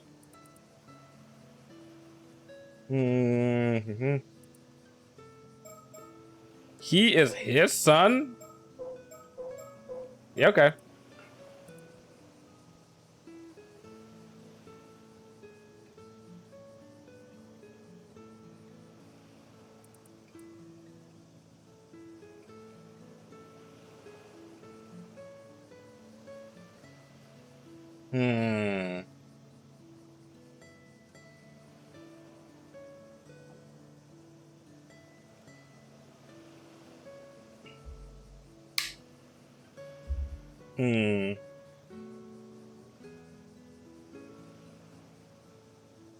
There's something about this last part.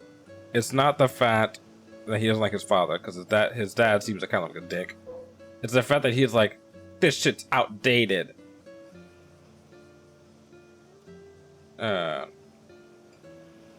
this stuff's outdated. I'm not saying he's wrong. This island kind of sounds like a piece of shit island. I bet that they're like hating on her and like taking it out on him kind of, and being one of those like gossipy like, oh, it's your fault that they all died, you know, kind of shit, you know. But usually when you introduce something like this, a character like this who's like against superstition in a world that is, I was gonna start watching this about an hour ago, but I realized I should actually beat the game first because I only had like an hour gameplay left. Anyways, hi, this game has been in my brain for weeks now. Oh, welcome on in, Unstoppable 8000. Hope you like the game. I just started it now, and I like the first one, so I hope you like this one. Please don't spoil, though.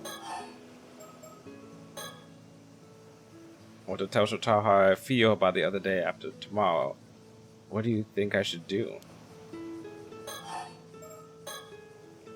You're staying with the Wakamoras right now, yeah? Know anything about him that might help? That's a good point. Oh, it hit my top 20? Holy shit, that's insane. I don't know if the first one even hit my top 20. It's definitely in my top 50, probably. I enjoyed my time with it a lot, especially like it's some of the gimmicky stuff that they did. I'm afraid Mr. Encyclopedia might not have that kind of info. You don't have much info at all, do you? I mean, he's honestly not home most of the time, so there's a lot I don't know about him. Feels like he's always got something to do, checking in on folks all over the island. A nice guy.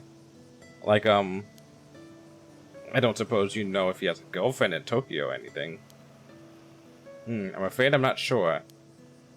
Tokyo is packed with beautiful girls, right? A guy like him wouldn't be left alone for long. Well, from what I've seen, I haven't noticed him keeping in touch with anyone. Then, what about what he likes? Something he'd be happy to get. Let me think. Sorry, nothing's coming to mind at all. I really may as well just go die somewhere. Come on, don't say that. Thinking it through with me is more than enough. You gotta stop joking about dying like that.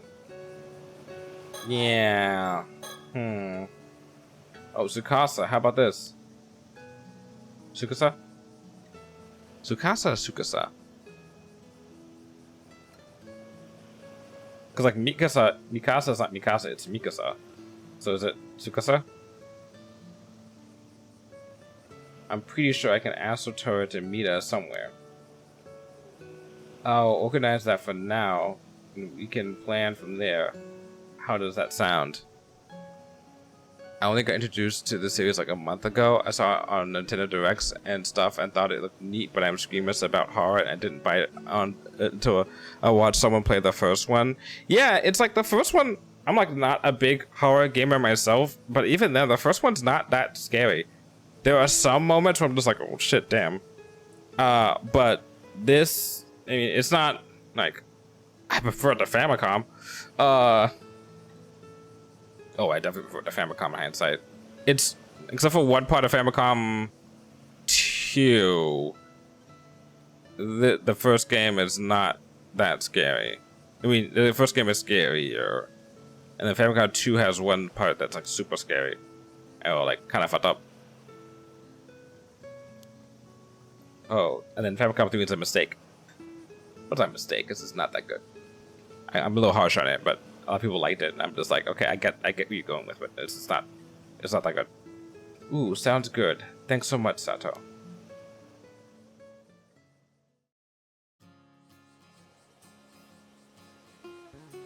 Like a Torii gate? So, we kicked around ideas the whole way back, but in the end, writing a love letter and handing it to him is the best call. That's a plan, yeah? Yep, since way back when, the tried and true way has always been a love letter. A classic method. I like it. You're heading out to dive tomorrow morning, right? Yeah, weather's looking good. Alrighty, then I'll ask him to come to the bay a little after noon. That work for you? Yeah, I just need to have the letter ready by tomorrow. Hey, can you look it over before I give it to him? Of course, I can fix it up even if it kills me. You need to stop. Thanks, I'll write it even if it kills me too. Ah, I'm ready. I'm already so nervous. Hey, you two over there. Huh? Is that who I think it is? Ah, it is. It's Shotaro. Oh wow, speak of the devil. Hey, sorry to interrupt. Neato. Oh, he's totally glowing as usual. Is something wrong? Have you seen Ozami? He didn't show up to today's association meeting. Oh, okay. That's where the through line is. Oh, I see. I haven't seen him today. Ah, I think I know where he is. I'll go get him. Oh, you do? Knew I could count on you, Tsukasa. I'll let you handle it then. Okay, dude. Sure, no problem.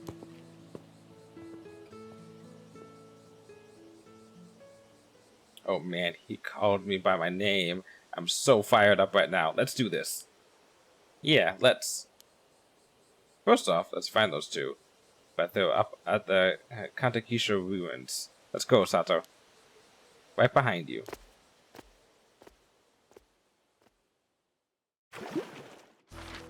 Okay. Meanwhile, let's go from boy troubles, crushes to dead body. Let's do this and this. Yeah, let's do a little bit of everyone.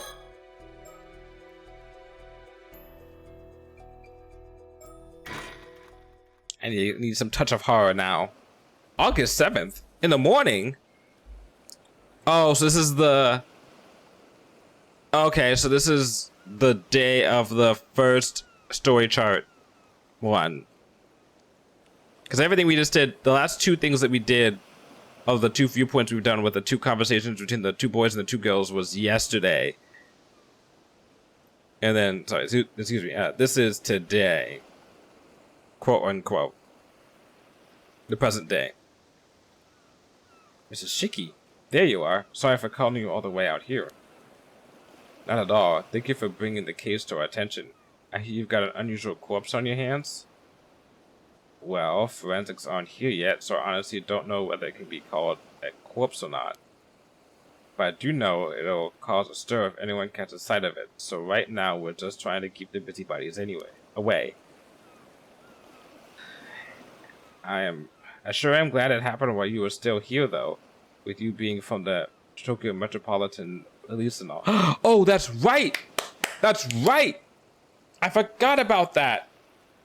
In the first game, they established the fact that the police department has some, like, supernatural, superstitious, like, task force that, what's his name? The old detective guy was a part of or some shit.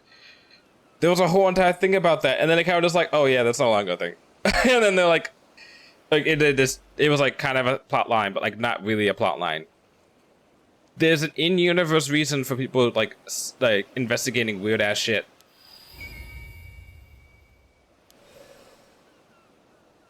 Where's our cadaver?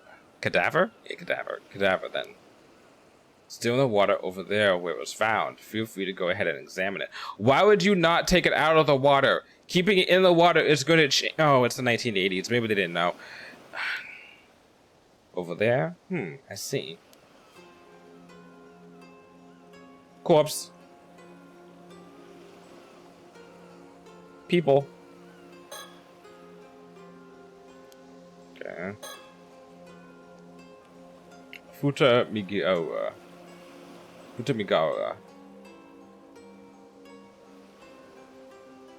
Yeah.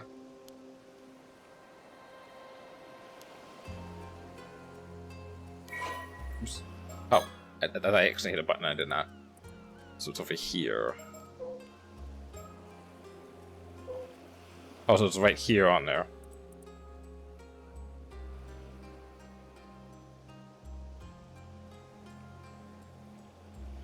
It's the name of the stretch coast along Futami town.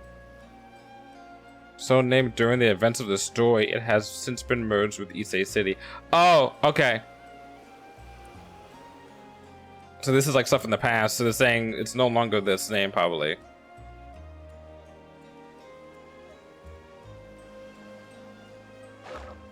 Okay.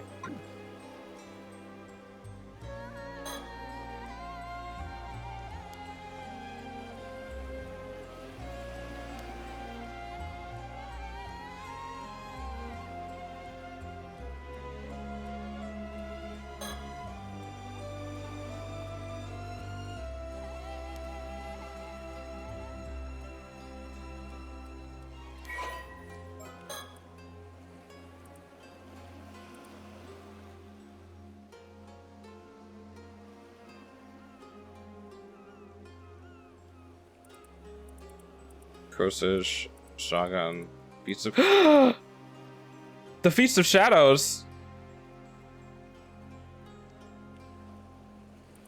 That is, I'm pretty sure, from the first game.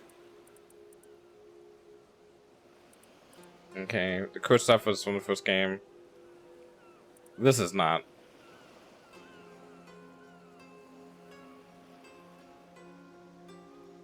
This is clutch. This is fucking cool. See the face of disease from their remains. Look at a fucking bone, some bones, and be like, oh, it's that guy. It's Jim from down the street.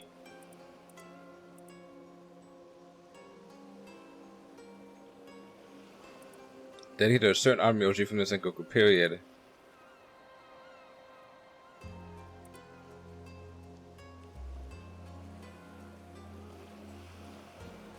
Tensai Shiki.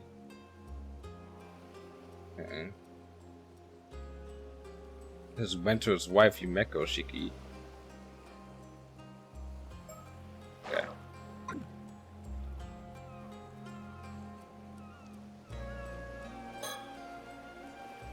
Do you know what the situation was when the corpse was found? I just got here as well, so I'm not clear on the details myself. But from the sounds of it, the local civilian happened to cross it an hour ago as they were passing by. They got us on the scene immediately, so no one else should have seen it. That's a relief. We don't want people working themselves into a frenzy over this. Where is that local now? We've got someone taking their statement in a nearby police box. I'll let you know when we get more info there. Please do. I was trying to look at him, not talk to him, but that works.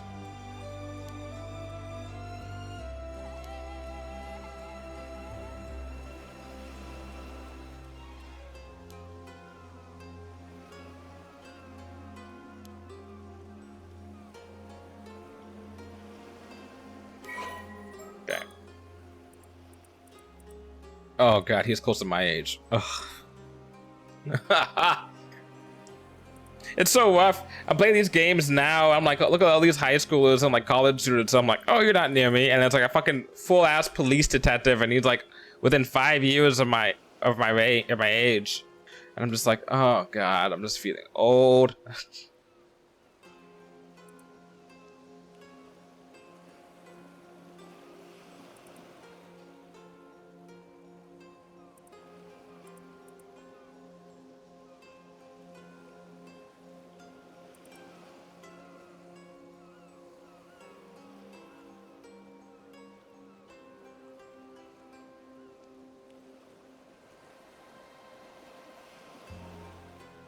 Strange enough, he often happens to be walking nearby whenever incidents occur, leading to him being first on the scene, even when off duty, something his colleagues frequently tease him about.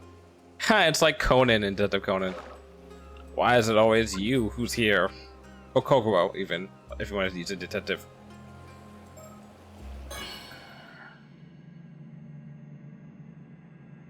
Hello?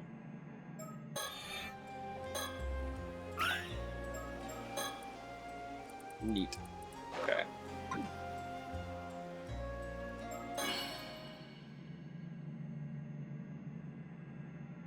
Ah, my eyes! Alright, corpse time. Uh-oh. Oh no, it's a mermaid. Oh no. Oh no, what happens if it's his mom? Oh, that would suck. I see, so this is the corpse in question, is it? Unusual is certainly one word for it. Hold on. Excuse me. Yumiko has her own green screen vision. I know, right? She's got her own, like, I can see. Hello, like, UV ray shit. I think I like someone too. Rotten fish corpse. We'll move it on up. We'll move it on up in the story. Depending on what you're looking for. Mummified, okay. But apart from that, it's pretty safe to say this is a mermaid, right? Let's take a closer look at it. How about we not? As you can see, there's no doubt it was a human head. That's the main reason we went ahead with treating it as a corpse. That makes sense. You can't imagine anyone would have seen a creature like this before, after all. If it really is a mermaid, wouldn't this be a pretty huge discovery? It's not the sort of thing we'll be able to make public, that's for sure. I don't suppose we have any way of confirming the identity. The identity? Given the state of the body, it'd probably be difficult to confirm based on facial features, but we might have a chance using dental records. though that would depend on if they've ever had a dental exam. I see, that makes sense. Okay. Also, I'm leaning towards it being a fake of some kind. What do you think? It's true that many of the mermaid mummies discovered were ultimately found to have been man-made in origin. I'm sorry, what now? Sorry.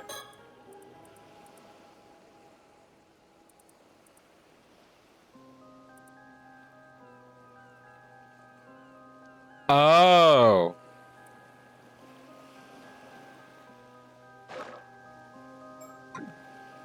You give someone a myth or a legend or some shit like this, a superstition, and people are always going to be down to try and repeat it. You won't find me complaining if it is. No need to investigate a fake corpse after all. Maybe that's being too optimistic though. We'll just have to see about that, won't we? I look at the head again. When I first saw this expression, I thought they must have died in unbelievable agony. But at the same time, I can't help but feel like they look almost satisfied. Could just be my imagination though. Satisfied,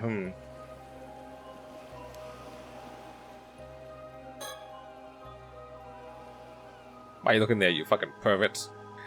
It would seem like the fish half of the body begins from the shoulders downward. All the mermaids I've ever heard of have had the fish half start from the waist down. If it is a fake, maybe whoever made it didn't do their research? Really? Some of the mermaids described in old Japanese legends had their faces as the only human part though. Seriously? Guess that makes me the one who didn't do their research then. This really is a corpse. I wonder when they died. I doubt their body would have ended up at this desiccated if it had been in the sea this whole time. You think there's a possibility that they died, shriveled up into a mummy-like state, then their body fell into the sea and got washed up here? It makes for quite the enigma, that's for sure. There's no sign of any external wounds. I can't see anything that could have caused their death, at least. Okay. The body's lower half is identical to a fish's tail. If this was a fish, it'd be a pretty huge one. Hold on.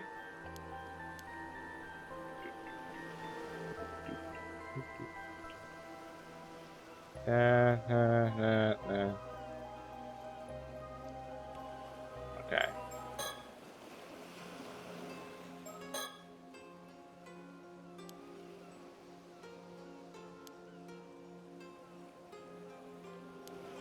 Okay.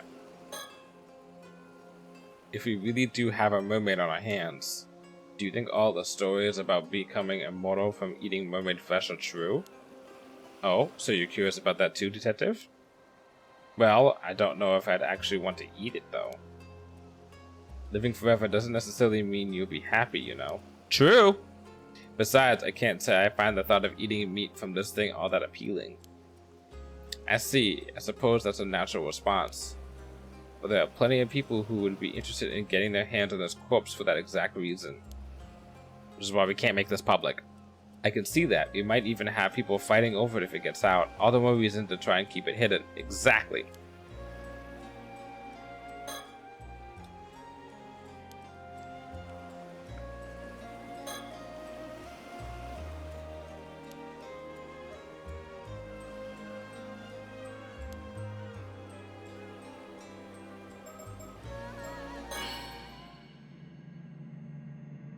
Why would you give me the option for this? The only thing I can find is the sticker. Interesting.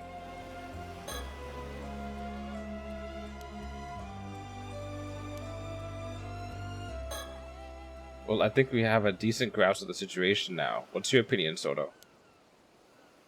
First of all, based on the state of the corpse, I think it's safe to say this is another case of the curse of the forsaken fish.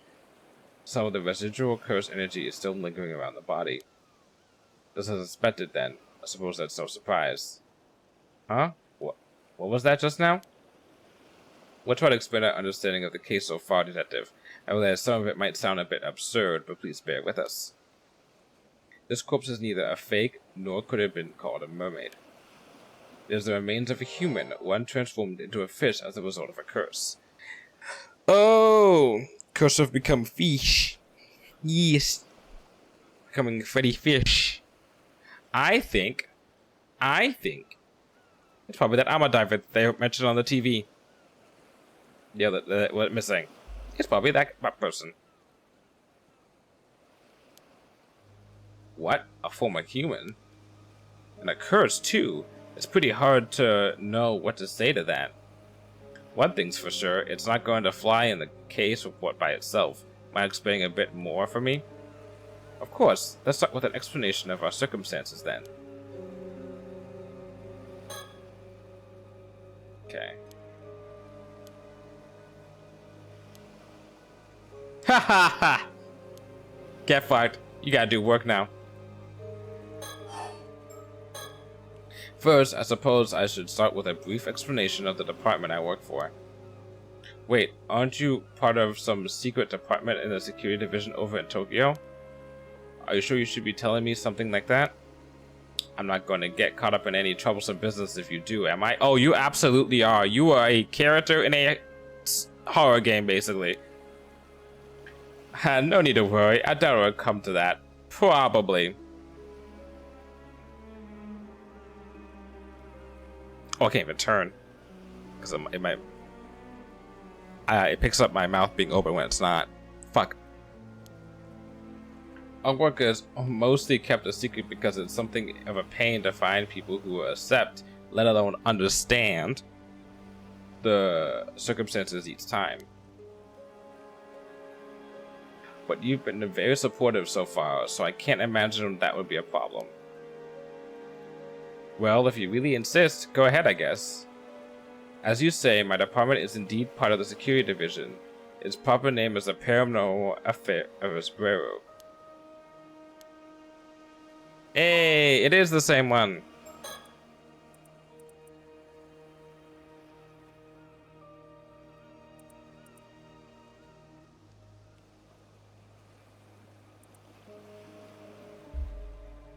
Because that's what the old man detective was part of.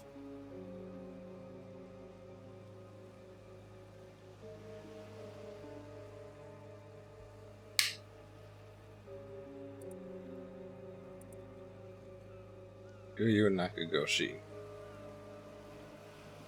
I think that's the guy from last time too. Because you never see him. Which I think... I'm starting to think Ryu Nakagoshi is... If you don't see him, because I don't know if you saw him last time. I don't think you do see him. No. I think he is the masked man.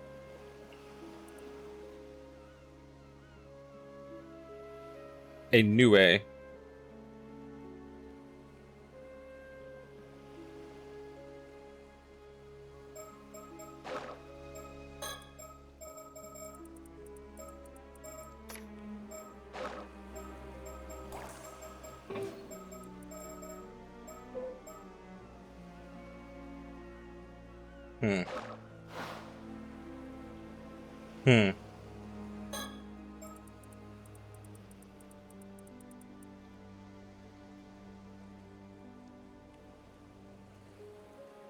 So basically all Paranormasight games I feel like are gonna follow underneath the Nakagoshi case files. Jeez, the Paranormal Affairs Bureau, huh? I'm pretty sure it was him in the first game. I'm pretty sure. I can't look it up now, but yeah. Because if he's in this game, I can't look it up because that spoils the second game. Though, if there really are cases of spiritual phenomena causing harm around the place, I guess it's not that hard to believe there'd be some sort of organization to deal with them within the police. Precisely, I'm glad you're so quick on the uptake. Well, after seeing that corpse over there, that's not much I can do about but believe it, you know? Oh, does that mean you have spirit sense or some other sort of psychic power? Not to any notable degree, I'm afraid. As I mentioned, I'm primarily a housewife. If you ask me, I'd rather sort this all out and get back home to my husband as soon as possible. Right.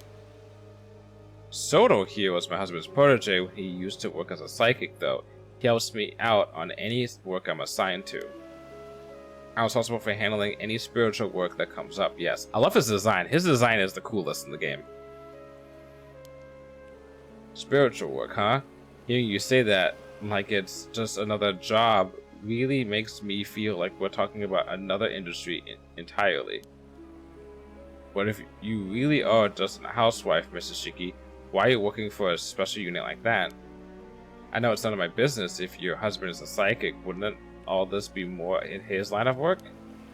True. Personally, I'd rather our roles were reversed.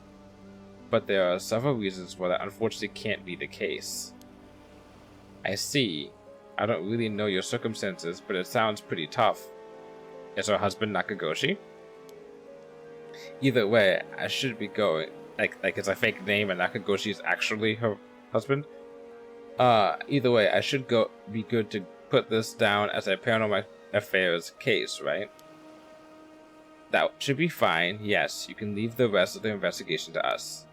We'll also handle the report. More specifically, Soda will. His fucking face! He's like, you... Oh no, not more work. Looking at ghosts? That's fine.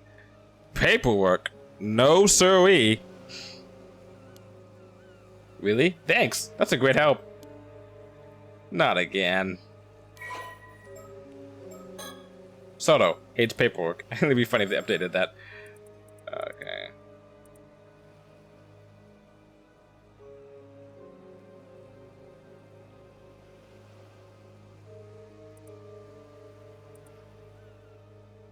There we go. There was once one other member of the Pereira who had no paranormal powers to speak of. Veteran police Tetsuro Tsutsumi. That's the guy from the first case. That's the detective. And the two occasionally worked on investigations together. When dispatched on assignments now, she always pairs with the freelance psychic detective Soto Kiryu. Dude, that would be a fucking banger, like, third game to have this lady and Tetsuro. I'm not sure if she survives, but it doesn't matter because it could be a flashback game. Tetsuro and her working together, leaving all paranormal related procedures and offering her much despised paperwork to him.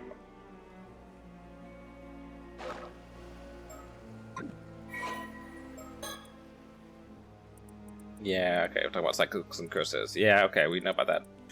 Spirit sense. Okay, that's neat.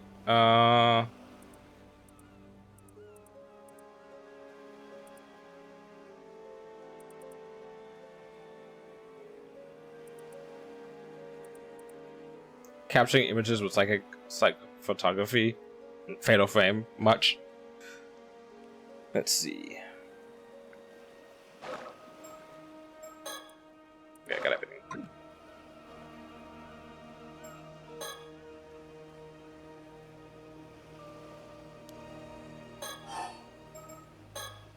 So, does that mean you came all the way to Mie because you knew something like this was going to happen? Oh, that's awfully perspective of you, detective. I suppose you can say that, yes. At the very least, the situation hasn't come as a huge surprise. Ah, if that's the case. Was the body from the other day one of those cases too, then?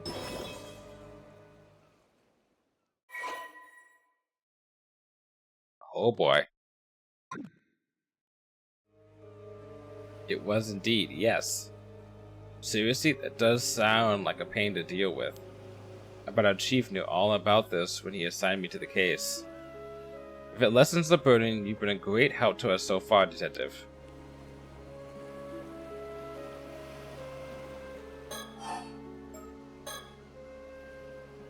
I don't mind occult stuff, so I've been asking all these questions out of curiosity. But it's probably best if I don't get too involved in all this paranormal business, right? What's the line from Pirates of the Caribbean? You best be liking ghost stories, dearie, because you're in one. You must have had a good reason for keeping it under wraps, after all. I think that would be wise, yes.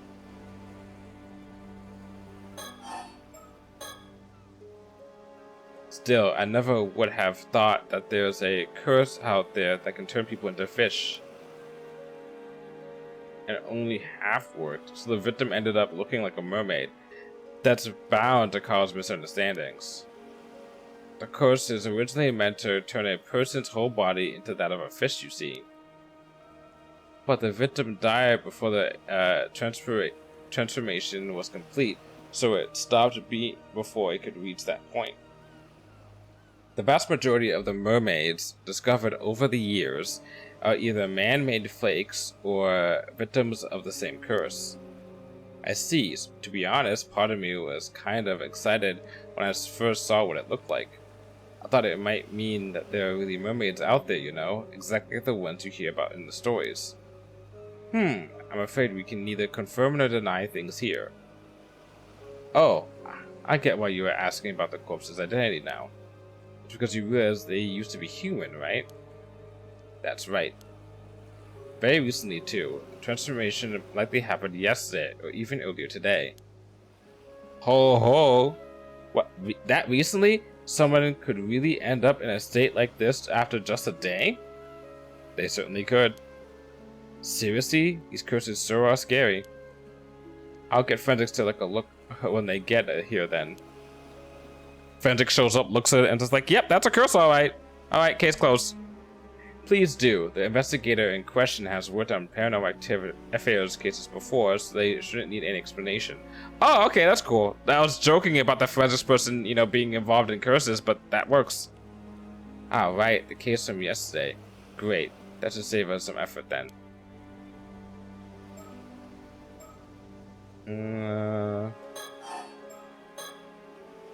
Curse one day, a mummified corpse the next. Sure is a scary world we live in.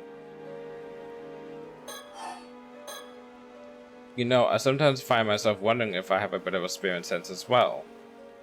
There have been times I've caught sight of strange things while walking down a road at night.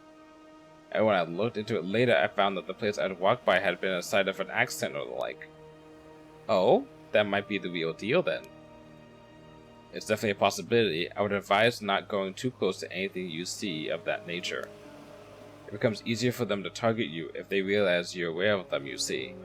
That's what there's a whole entire manga/anime called, is it Murayoko-chan? Is that the name of it? It's about a girl who can see ghosts, and she has to pretend to not see ghosts, because if they notice that she notices them, then they can target her, so she has to, and it's like, it's so stressful. Because like, she's like, everyone else can't see ghosts, but she can. Oh no, I think one other person can see ghosts. I think they established. But most people can't see ghosts. But she can, and she has to be like, oh, can't see that, can't see that, can't see that eldritch horror that's like right behind me or right in front of me. I have to pretend that I can't see them, which is insane. Jeez, what would happen then? I guess I'd end up possessed or something? There is that danger, yes. In the event you are possessed, you may find yourself afflicted by headaches, muscle stiffness, and hallucinations. Hallucinations, huh? Memory problems and impaired thinking are also not unheard of. Memory problems, huh?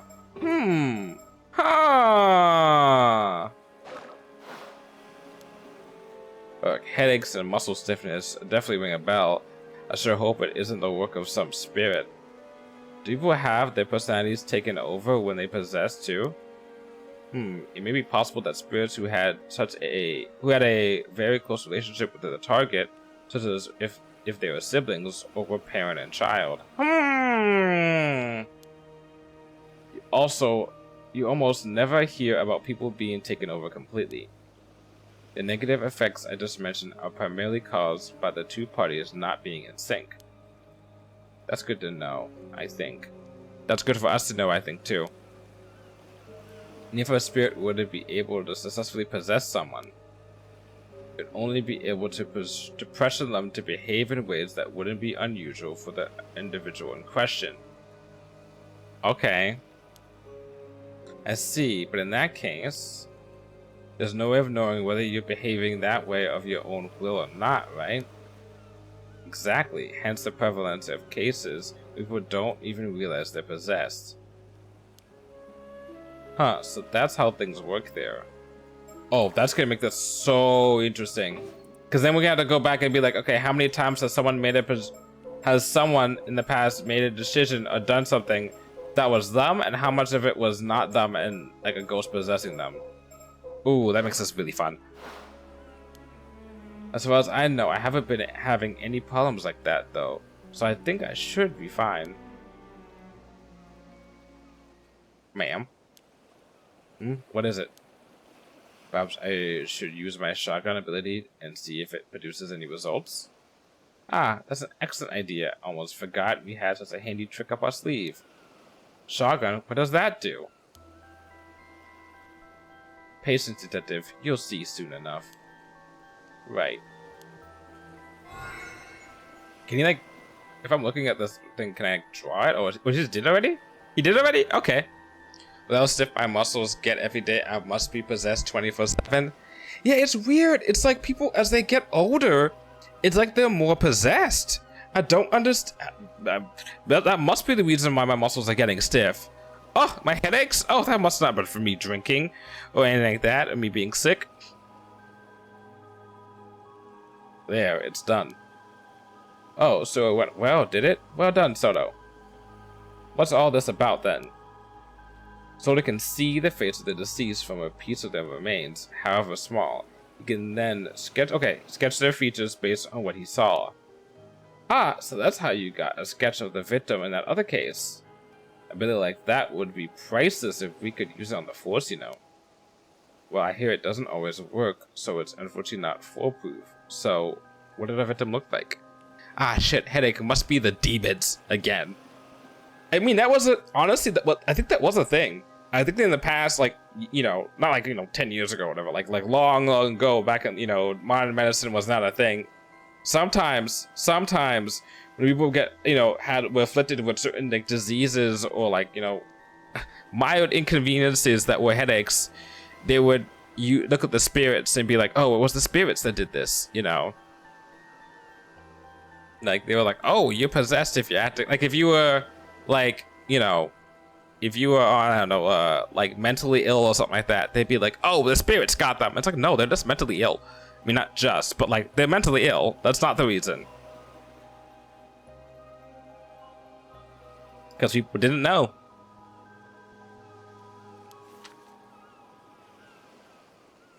Welp.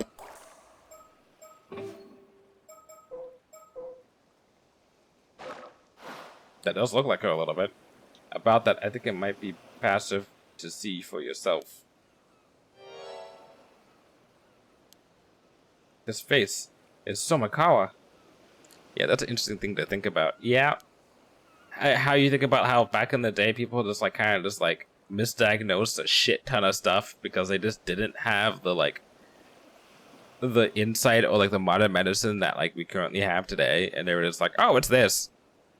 Oh, you're a little bit crazy? Let's drill some like shit into your head and give you a lobotomy because that'll fix you.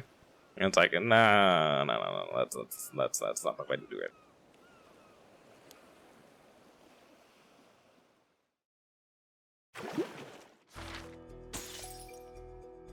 Whee!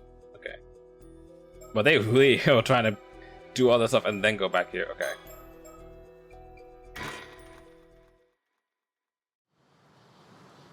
Date unknown. Interesting. Welcome, ma'am. I've been waiting for you. The site where the bones were found is a little ways offshore from this beach. You went ahead and started the investigation, I see. Thanks for that. Not at all. You clearing everything with local police meant all I had to do was arrive and inspect the remains myself. To get straight to the point, there is no doubt signs of a curse are clearly evident. The skeletal remains are tied to a supernatural incident. Seems I was right to trust my intuition on this one. Alright then. Let me hear the full report. Understood. Surroundings first.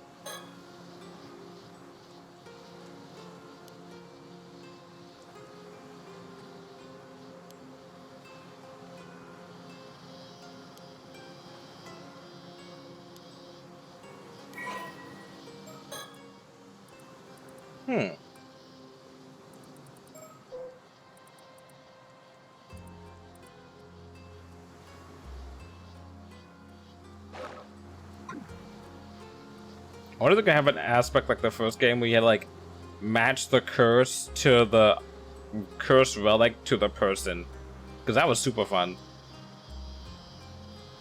although difficult at times. Alright, There's no one else here. Easy.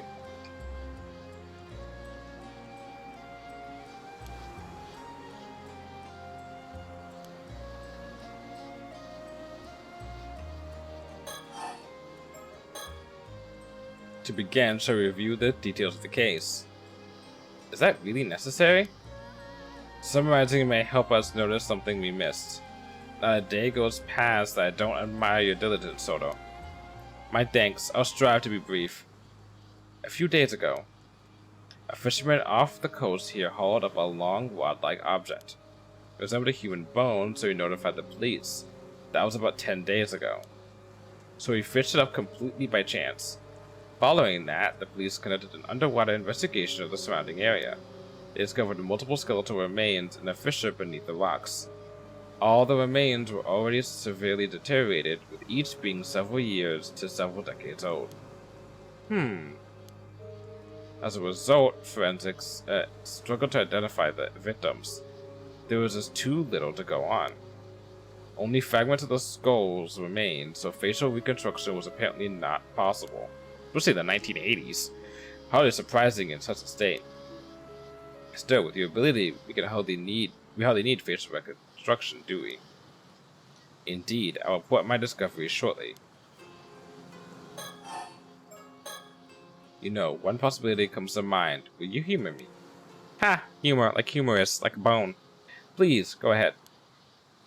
I wonder if those skeletal remains could be the victims of the Kamishima Southern Sea disaster from 5 years ago.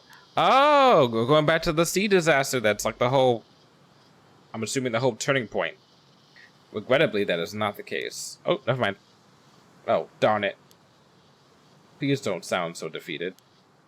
Forensics confirmed 5 bodies in total, but they said that each had decomposed over a different length of time. Oh, meaning they didn't all die at the same time? Correct. The most recent appears to date back 6 years. Oh! So this shit even before the quote-unquote incident of the game. The others go back some 10 years before that, and another 10 and another 10 and so on. So roughly 1 body every 10 years? Indeed, I imagine that any older remains may have simply decayed over entirely. Which means someone's been using that fissure as a place to dump corpses for decades?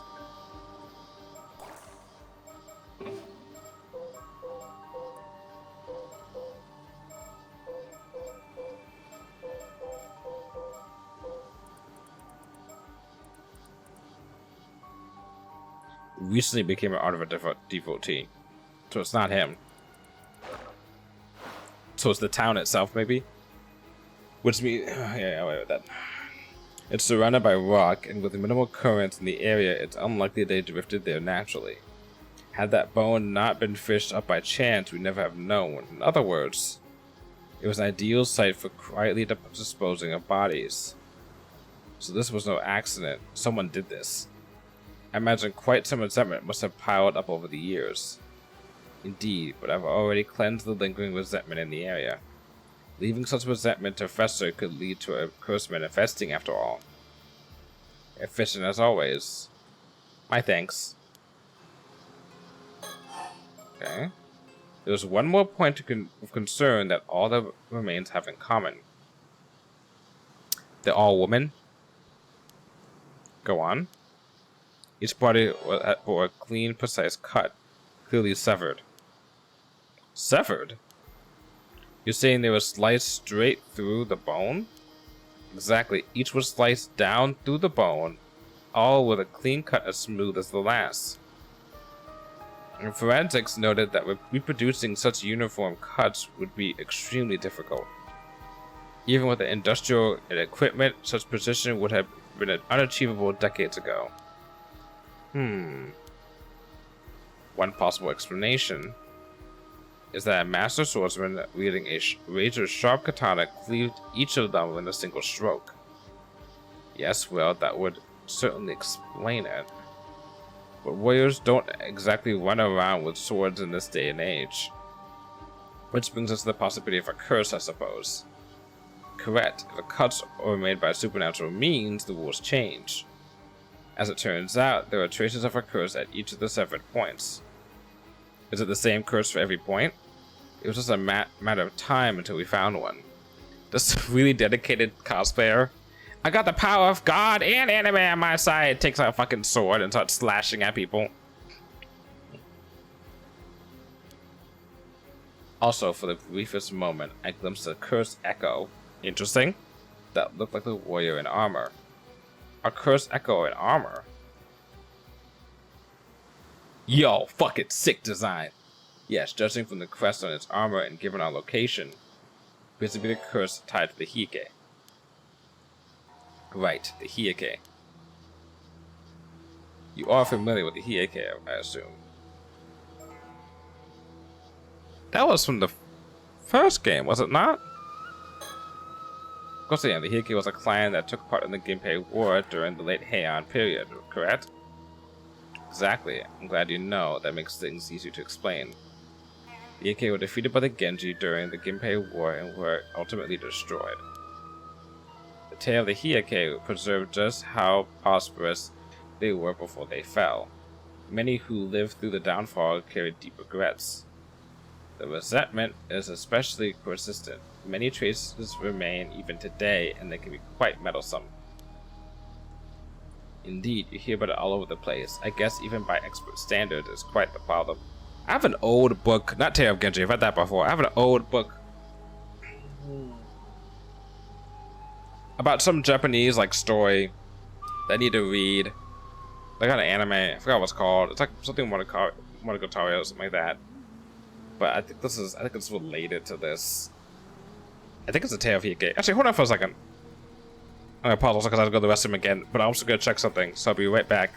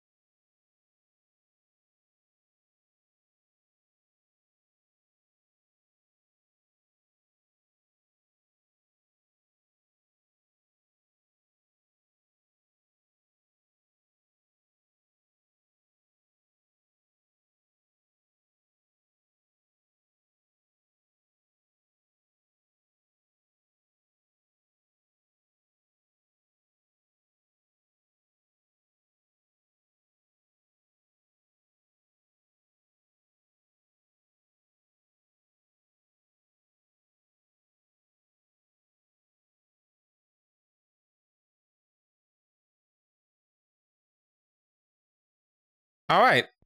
Okay, I checked. I had to go to the restroom anyway, so I had to stop for a second, but I checked my bookshelf, and yeah, I have the Hike story. It's a famous book in Japanese like culture, also because it was getting an anime adaptation that I was going to watch, and then I never watched because I was going to read the book beforehand, and then I never read the book. One of those things where you buy a book and you're like, oh, I'm going to read it, and then you forget to read it. So maybe this would be a good time. Well, no, I can't be saying that because I look over at my fucking bed, what do you call it? Bed desk or whatever. And I have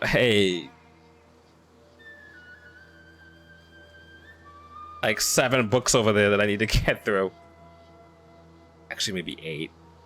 I need to get back to reading. I don't have the time to read.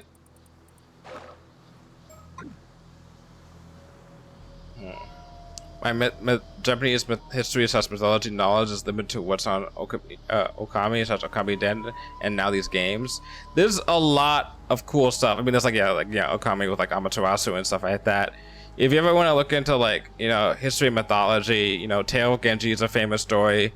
If you're reading about a dude who's into his fucking aunt, and then starts like wanting to go after a bunch of ladies that remind him of his aunt. That's the whole entire setup of Tale of Genji. There's those are called the Tale of Hike. There's like the old books, like the first ever books, what's it called, the Konjiki and the Nihon Shogi.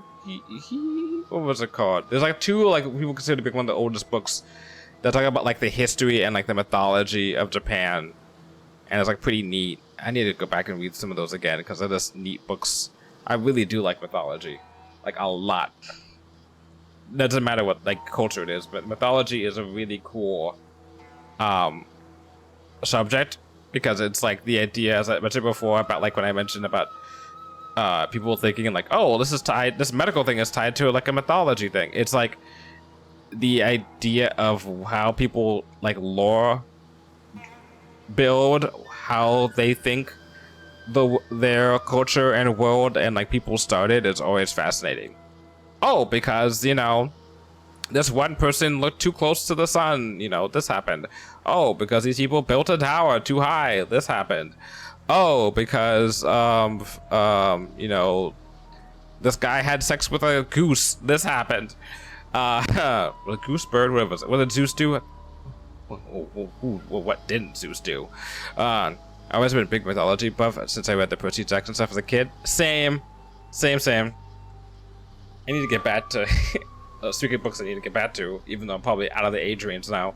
I want to go back and at least finish Heroes of Olympus, because I got 2 books into that and I kind of just dropped it because I was busy with other stuff at that time. Although I haven't read those books in... I don't even want to say how long it's been. That's going to date me. What's more, the katana that cursed the Echo carried got 4 books in before dropping. Yeah, I heard there's like 5 books or 6 books of the Heroes of Olympus. That is good. I got spoiled of a fate of a character, and I was just like, well, fuck. And that's, I was like, I'll wait. I believe it may have been the famed blade Nukimaru. Yes, a blade passed down through the Hike, once wielded by Tawa no Tadamori. I see, it would seem your love of swords has proven rather useful here. I've definitely been sport as well, well, yeah. It's one of those things you're just like, well, oh man. So what you're saying is that these skeletal remains were cut and killed by the power of Tadamori's curse? I can't say it was Tadamori himself, but I am confident it was the curse of someone within the Hike. At the very least, it offers an explanation for those mysterious perfect cuts. When I say perfectly, it's perfect. I can't read. But the body is being dumped every decade. Surely that can't be the curse too, can it? Correct. I imagine that part likely involves further intervention by someone else. So this wasn't an accident by some spontaneous curse. There's a perpetrator out there. We gotta find our perp. Indeed. However, I can't imagine any psychic with enough power to wield such a curse would dispose of bodies so poorly.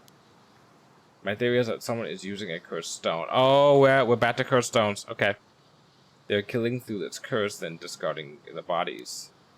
A cursed stone? Think of it as a talisman that lets even those without spirit sense use the power of curses. They are created when intense resentment fuses with a suitable relic. I like that we're bringing cursed stones back. That sounds dangerously convenient. There were a few incidents involving cursed stones in Tokyo last year, actually. Didn't you hear? Hey! First game! Oh, now that you mentioned that, someone rings a bell. They're talking about the first game. I love it when games are like that, like aren't like straight up just like this is 1 and then this is 2. I love it when games like that reference each other. It's like, oh yeah, this shit happened, and then you as a player, just like, oh yeah, I was there for that. I suffered along with the characters. Yeah. So in short, whoever was building this, or whoever was behind this, possesses a stone imbued with the Hieke's curse.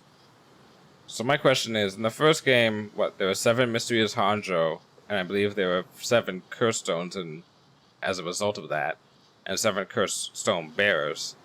Is there only 1 curse stone in this game? Or is there multiple ones? Or is there another curse stone maybe for turning people into a mermaid?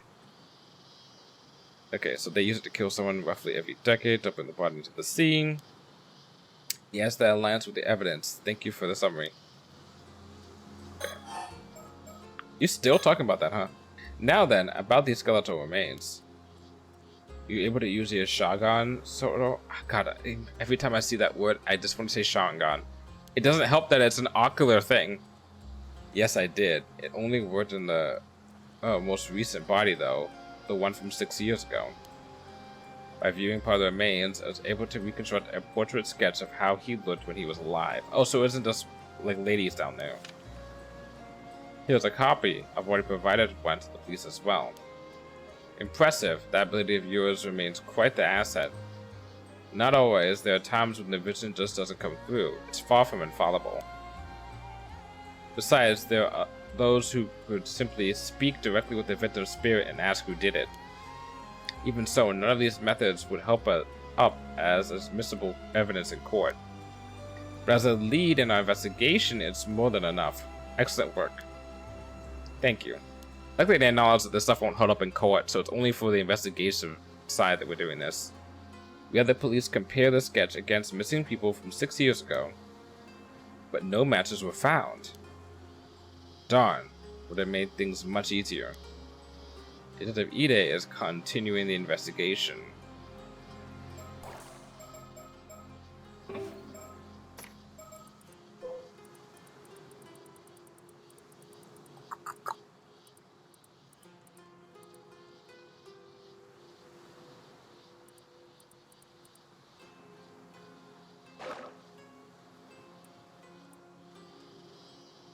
Okay, no.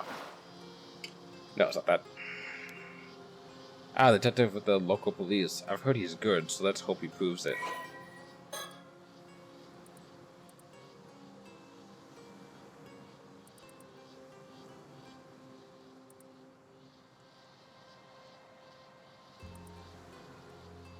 The order's dating back more than 30 years. Okay, that's important.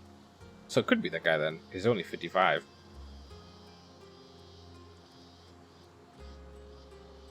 Oh, but the other person of older remains has also been confirmed. Okay, well that doesn't help.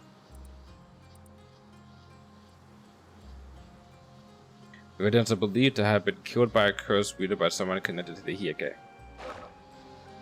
Okay. We're still on this topic? Say Soto, that sketch of yours. Maybe we should show it off to some of the locals. A good point. Someone might recognize him if they were around here 6 years ago. If we can identify the victim, it could help us trace the one who used the curse. I guess we can't just leave things be now that we know there's a curse involved. Honestly, I'd rather not deal with it. There you go again. Are you sure that's something you should be saying out loud? I like this guy. He's like a capable dude, and then when it comes to like paperwork and like shit like this, he's just like, oh, come on. Obviously not. I just want to get this over with and go home, that's all. Yes, yes, we all know how much you love your home.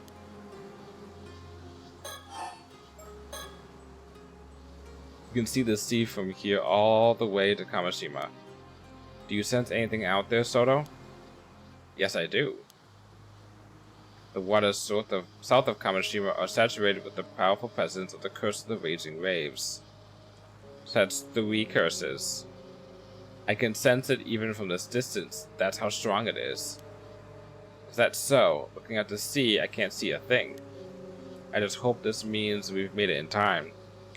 I'm a very powerful psychic that can cast the Feast of Shadows, but paperwork? Gross. No, sorry. No paperwork for me. He's just like got his hand out and everything. Oh, I don't have my hand tracking on. Even during the disaster 5 years ago, the energy was never this overwhelming. The seal has broken. No one ever says that, and that's a good thing. There's no doubt about it. So it's already broken? That ain't good. That isn't good. The sea still seems calm, though. Does the storm not break out immediately? Yes, something seems to be holding it back for now. Interesting. Oh, so there's a silver lining at least. It seems stable for the moment. We probably have up 2 or 3 days of safety. I can't look at the timeline, which kind of bugs me. That I can't look at the timeline to remember how many things are going in terms of days. But also, they don't tell us what day this is. Then we've got a bit of breathing room. Perhaps there's still something we can do. Okay. Paranormasight curses.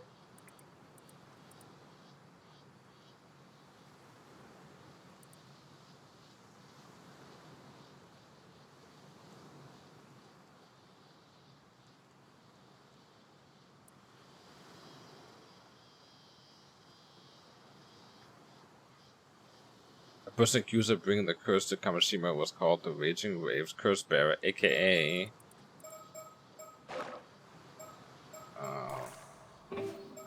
her, and then was shunned by the community. Okay. Dawn of the first day, 72 hours remain. Majora's Mask level shit going on here. I hope we can do something about the curse of the Raging Waves while it's still being held back. Yes, but despite our efforts, we still haven't found a way to lift the curse. We might have quite a struggle ahead of us. That's really the heart of the problem, isn't it? And we have no idea where your ancestors' keepsake is, either. I apologize on behalf of my family. Ma'am, behind you. Behind me?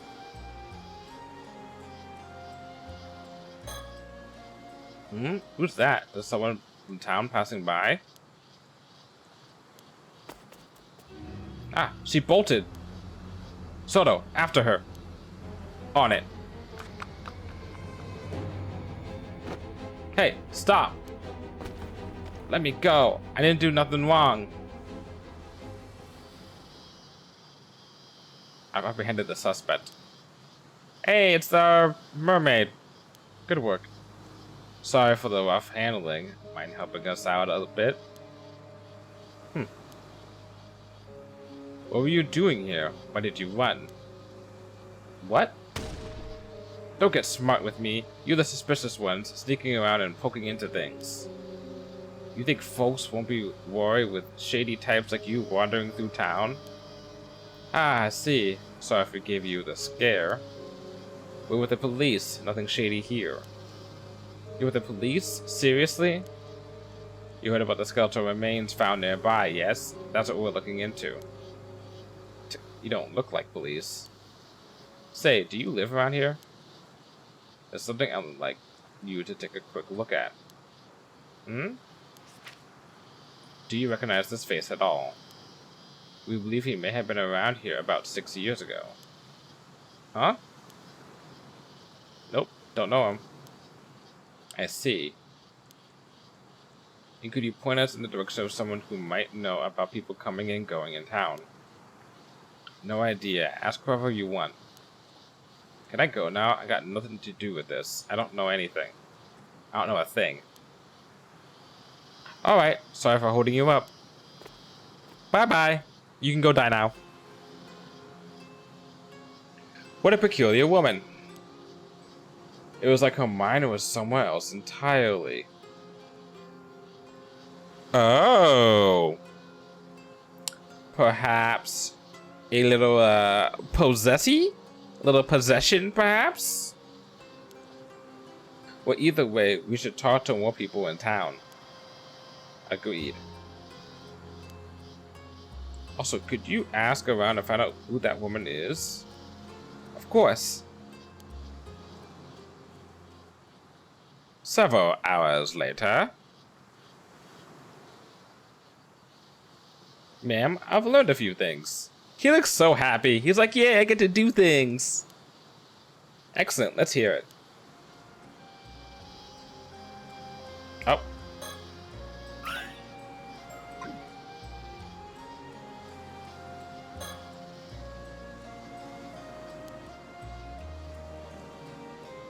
He's got the fucking cat face thing going on.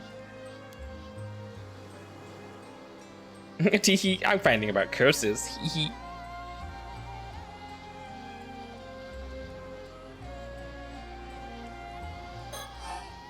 Yeah, she does have the little.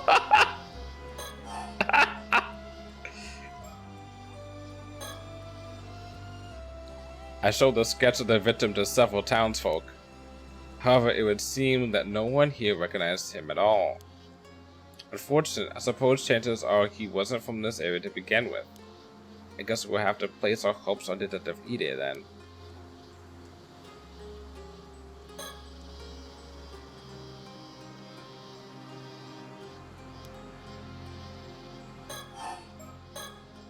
You don't suppose you might be working with a bad sketch here? You needn't worry about that. I'm confident in the likeness. It should be a near perfect match. You're right. I'm sure it's close. Sorry for doubting you. Also asked around about the woman we encountered earlier. Apparently she isn't originally from this town. Oh? Is that so? Indeed. Apparently she wandered into town about 5 years ago. Oh? She's been living alone in a cheap rental apartment on the outskirts of town ever since. When she first arrived, she had nothing but an old wooden box, which she was clutching as if it were very dear to her. Nothing but an old wooden box? Supposedly, she used to work as an armor diver. Around when she first moved here, she'd occasionally go diving for fishing. But these days, she keeps to herself and no one ever sees her diving anymore. Perhaps. If we've already established the idea that possessions are a thing, what if you had the ability to draw a face of a deceased person by seeing their corpse, but were just a horrible artist? I wouldn't take that. Well, if I was good enough to, like, people can kind of tell who it was, then I'd do it. But I don't know. Looking at people's corpses, this seems like a very. So I love mysteries and investigations and CSIs and forensics and all that stuff and Law and Orders and all that jazz, but I don't know if I want to be looking at corpses. Although seeing the face of a deceased person, as long as it's not like, you know, well, no, if I'm looking at just like the skeletons of someone, I feel like I'd be okay with that. And then seeing the skeletons of someone and then seeing their face, you know, preferably not like right when they died, preferably like maybe like that, not the expression they had on their face when they died, but like, I don't know, a nice tranquil like smiling face of someone. I'd be like, okay, this is what they look like. Ma'am, I got the face of the deceased. Holds up a picture of a stick figure. That reminds me of that news anchor story of like the person who like, oh, we got a police sketch of this person, and it's like a really like childish drawing of a sketch. And then they're like, oh, we finally got the person, and they put up the side by side, and it does resemble the person, but it's still like terribly drawn. If you ever look it up, if you look up on YouTube, it's like news anchor police sketch thing. You'll find it, and it's funny as fuck. It's one of those like, you know, like news snafus where people are just like they got a little laugh out of that. Someone give that out as a raise, I think it was that they said. But these days she keeps to herself. I'm just remembering that picture now. It's kind of funny. But these days she keeps to herself and no one ever sees her diving anymore. No one really knows how she supports herself, and many of the islanders find her unsettling. Perhaps she fled from something and moved her life here. Oh shit, I was on a train of thought and I forgot about that. Yeah, they established already about these things, the Tomakazukis drag people and bring them down, and then they're also establishing possessions as being a thing, and you still act the way you are. And then she went out to sea, and then she stopped going to sea, so maybe she got possessed. Oh, this is once again, these are all crackpot theories because this is our first stream of this. Maybe she got possessed, and then when she came back from sea, she was no longer her. Which also brings up a case of maybe there's a situation where a lot of the people on the island are not actually themselves. Like, they are themselves, but they're not completely themselves. That would be insane. That would be a really cool, like, situation. That'd be a very scary horror movie, too. Invasion of the Body Snatchers, but kind of not. Okay, suggested, never spoken to her past. Okay.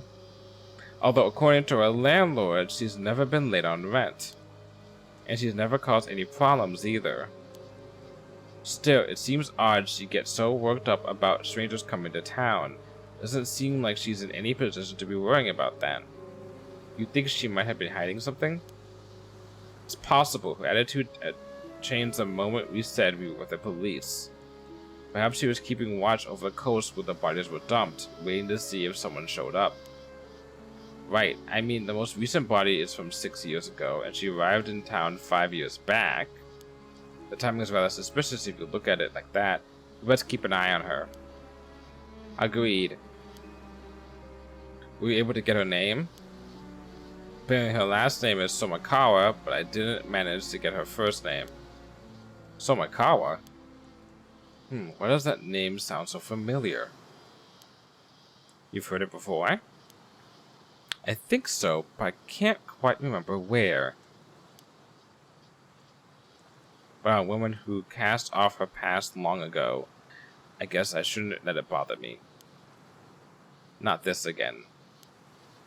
Let's leave any time-consuming background checks to Detective Ide. Very well, I'll inform him. Okay.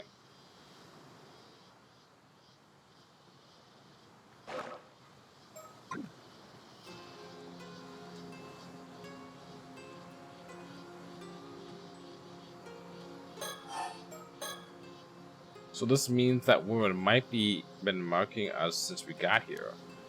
It's possible. I apologize for not noticing sooner. Even a moment's lapse can expose one to a curse. I was careless, but I won't let it happen again. You can be cursed that easily? That's terrifying. What a world we live in.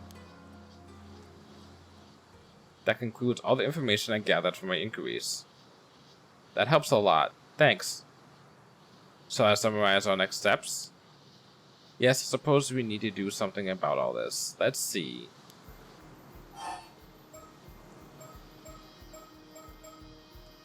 This seems like a bigger concern, but let's talk about this first. Regarding the unidentified skeletons. Until we can identify the victim from the sketch, we have no other leads to move forward. I believe this is the best left to Detective Ide's hands. Yes, agreed. And I think the same goes for that Somakawa woman from earlier. We'll have Detective Ide look into her. It's nice to have someone we can rely on. Agreed on that end too. In other words, we can safely leave the skeleton case to him for now. Yes, though we should remain vigilant regarding the cursed stones. Okay. Regarding our main objective, or the so-called Curse of the Raging Waves, without knowing how to lift it, there's not much we can do right now. I don't suppose there's a chance you'd be able to break the curse using brute force? You're quite good at that. It's certainly an option if worse comes to worse, but I can't say I have high hopes it would work. I guess it would be more realistic to try and find some clues about the whereabouts of your ancestors' keepsake instead. Indeed, it said that item may hold the key to lifting the curse of the raging waves. But even the location of the map pointing to that keepsake was unfortunately been lost to time. Although the map was said to be hidden inside the motto of a mermaid mummy. When when rumor says it was sold overseas during the Edo period. Doesn't sound promising. If we can't find it, I guess we're back to trying to break the curse with brute force. But to even consider that route, we need much more intel from the island. Which is why we need to head to Kamishima.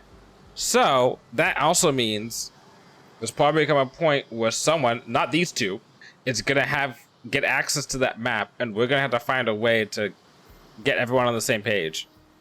Assuming, I'm not going to make that, I'm not going to say what I'm going to say next, but assuming something doesn't happen. And at the very least, advise the locals to evacuate. Yes, hopefully someone of influence there will believe us about the curse of the raging waves. Is something wrong? No, it's just one of the islanders I spoke with that seems to be calling me over. Something that may have happened. I'll go find out. Please do.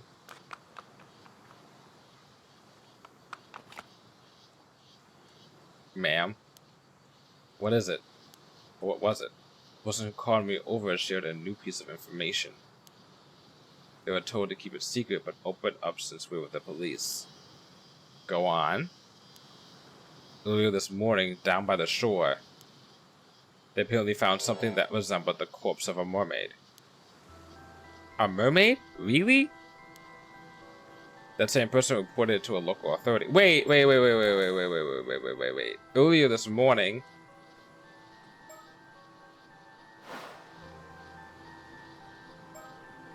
Wait. So put it in the local authority and was immediately returned to one and even the police. Wait. Either they're two mermaid corpses, or that lady we saw just now is not the same lady that... Hold up. Oh, that's not good. You're kidding me. The local authority then contacted an unknown individual. Soon after, someone came and secretly retrieved the mermaid corpse. That couldn't be more suspicious, could it? Exactly. They were uneasy about the whole thing, which is why they confided in me. So, what shall we do? Did they describe what the mermaid looked like? Yes, they said from the head to the shoulders it was human, but below that entirely fish. So it was not the classic mermaid from fairy tales, it would seem. Only the head was human. They also said it was completely dried out, almost mummified. The face was unrecognizable. But they thought it resembled a local armor driver named Tamiko Suma. Wait. What? Apparently she went out diving alone this morning and hasn't returned. Wait.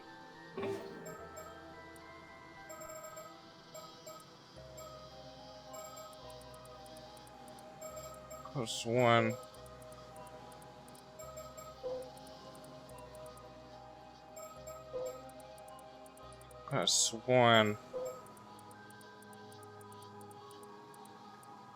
No. I just want to saw that name somewhere before. Yeah, maybe it's Joshing. Yeah, it must be Joshing. Yeah, I'm Joshing. That's likely what worried the witness the most. That's troubling. Damn it, just what we needed. More things to deal with. First things first, let's deal with this mermaid story. Come on.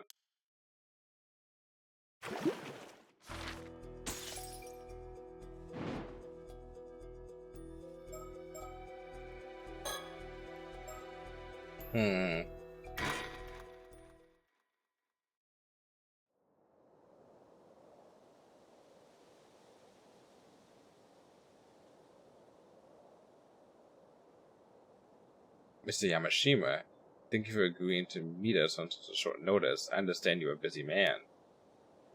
Not like I have much choice when it's some bigwig from the prefectural police badgering me to do so. So you're a Shiki from the Tokyo Metropolitan Police Detective Security Division, was it? So we got some slicing and dicing and someone fishifying, put them together and we can have a sushi business on our hands. Yeah, half human-made sushi, I guess. Ha! And here I thought you were just some housemaid. You sure you're from the police and that getup? Well, I'm primarily a housewife by trade, but that's hardly important right now. You're also known as Unkakudono, I believe. After hearing so many rumors, it's an honor to make your acquaintance. Rumors, eh? Neat. What's your deal? Unmarried.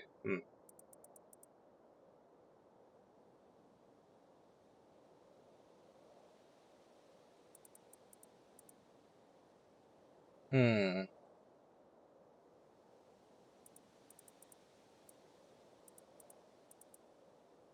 Wait, what? Oh, okay, I see.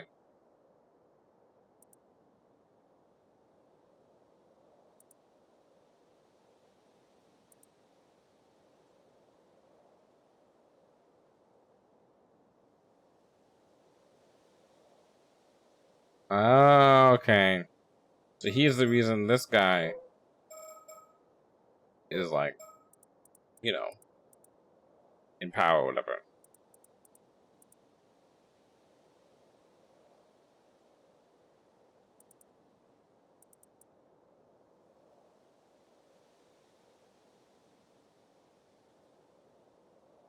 Great. Great. That sounds like a swell guy. Slash S.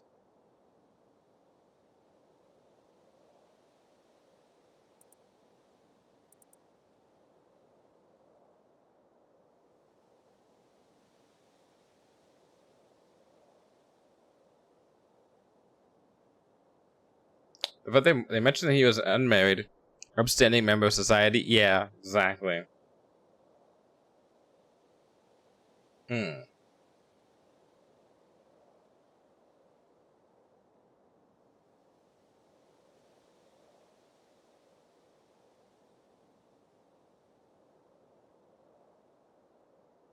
Crackpot theory. They mentioned the fact that he's a lifelong bachelor. They mentioned the fact that he has many followers. They mentioned the fact, he's not a good guy. They mentioned the fact that he's looking for an heir. And it's supposed to be implied that maybe it's this guy, the Shinobu guy, but maybe he has a legitimate child. If I had to make a guess of who the legitimate child is at this step, because they mentioned the fact about him being a lifelong bachelor, unmarried, and I feel like there's one thing I was curious about, and my thing is her. Because she says she's a child of relative Akamoras, and everyone's like, oh, it's someone that owes him money. And I'm like, the fact that she's so lax about being on the island and being so chill, it makes me feel like she is not one of those children. And it's more the fact that she's actually a child of him. Or some bullshit. She is related to him.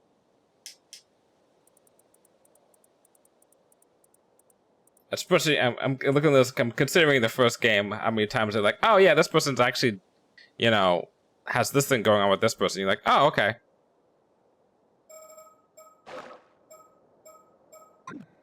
Once again, crackpot theory. Yes, I hear you've been doing some under-the-table research into immortality. And so what if I am?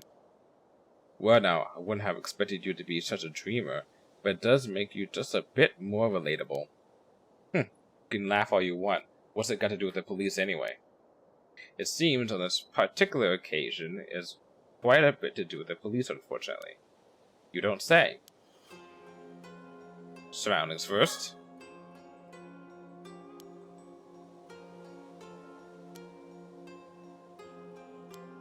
It reminds me of that garden in the first game where like everyone was beating at one point.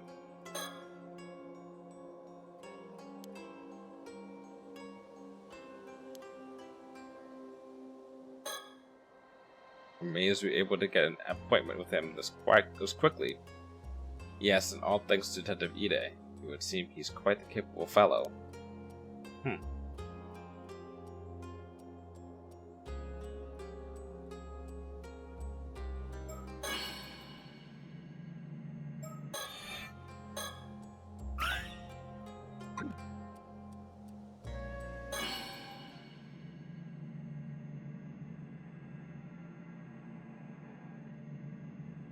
One day this would be useful. To find things that are not just the fucking stickers.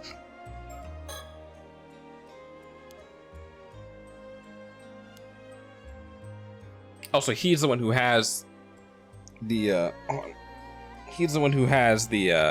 mermaid thing. Okay.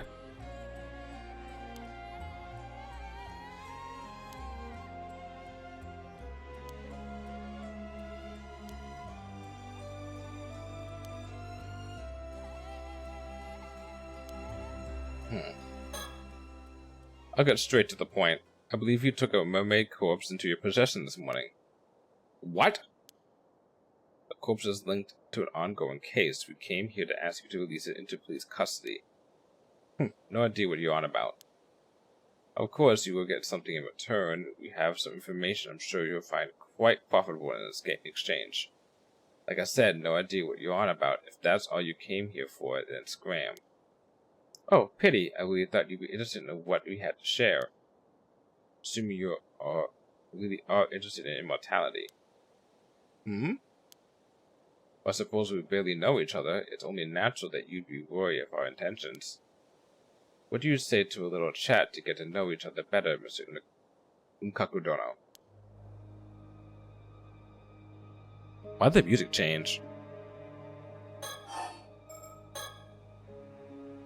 I hear you've been putting... you've been putting quite a bit of effort into training up the younger generation recently. What's your take on today's youth?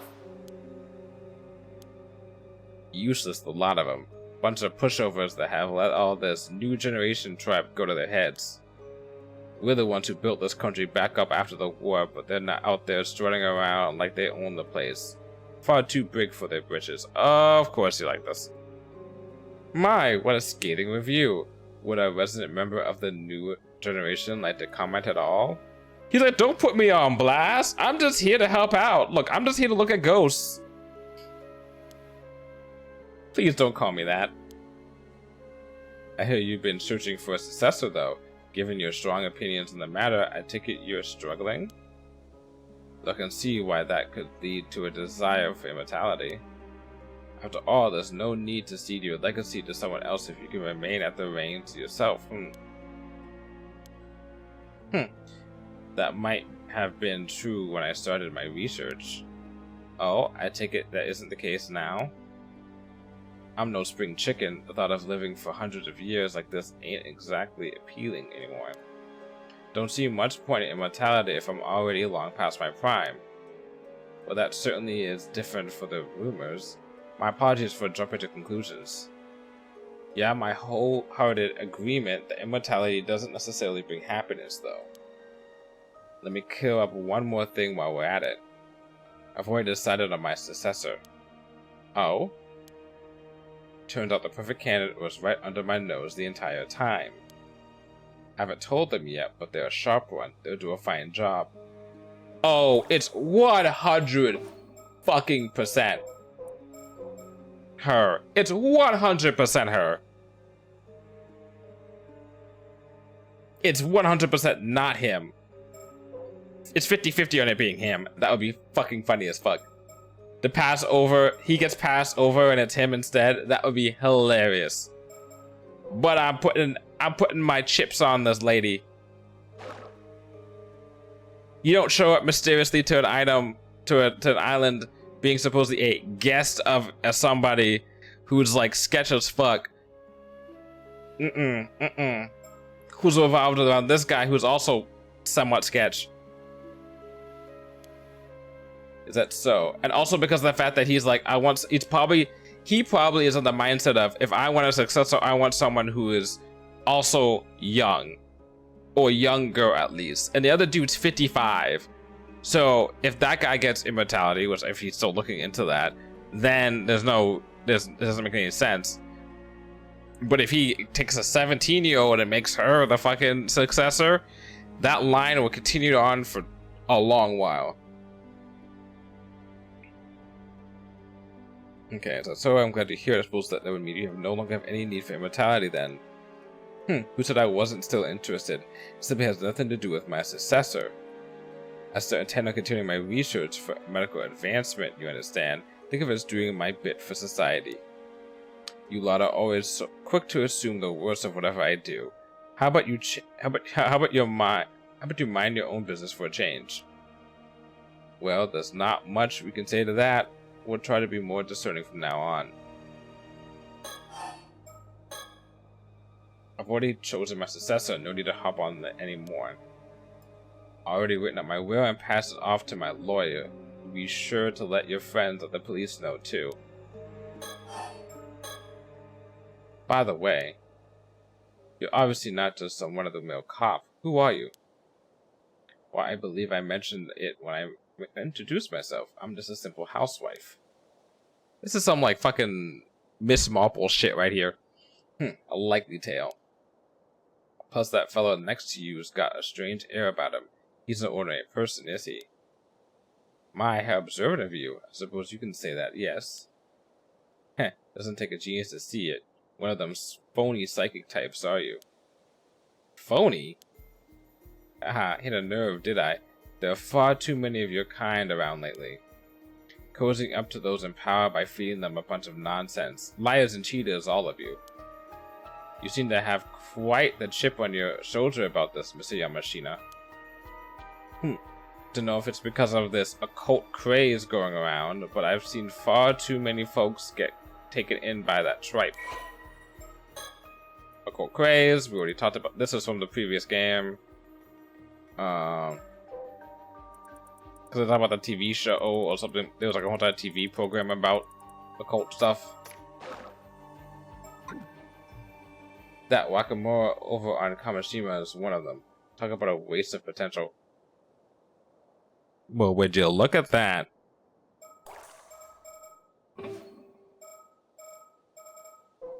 You're out of the will. You, on the other hand, maybe not. Wakamura.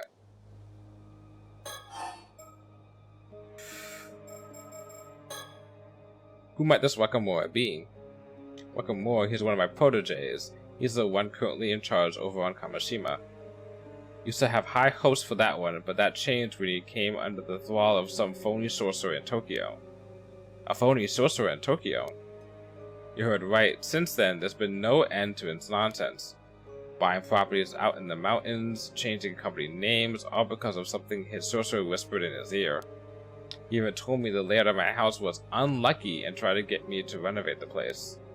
Just recently he was going about some curse causing a big storm, that sort of rubbish. A storm caused by a curse, you say? Even said the storm 5 years ago was caused by the same curse. Okay, hold on, Wakamura, you may be cooking here. Alright. He's been trying to wheedle me into helping him find some way to stop it. Okay, Wakamura, alright.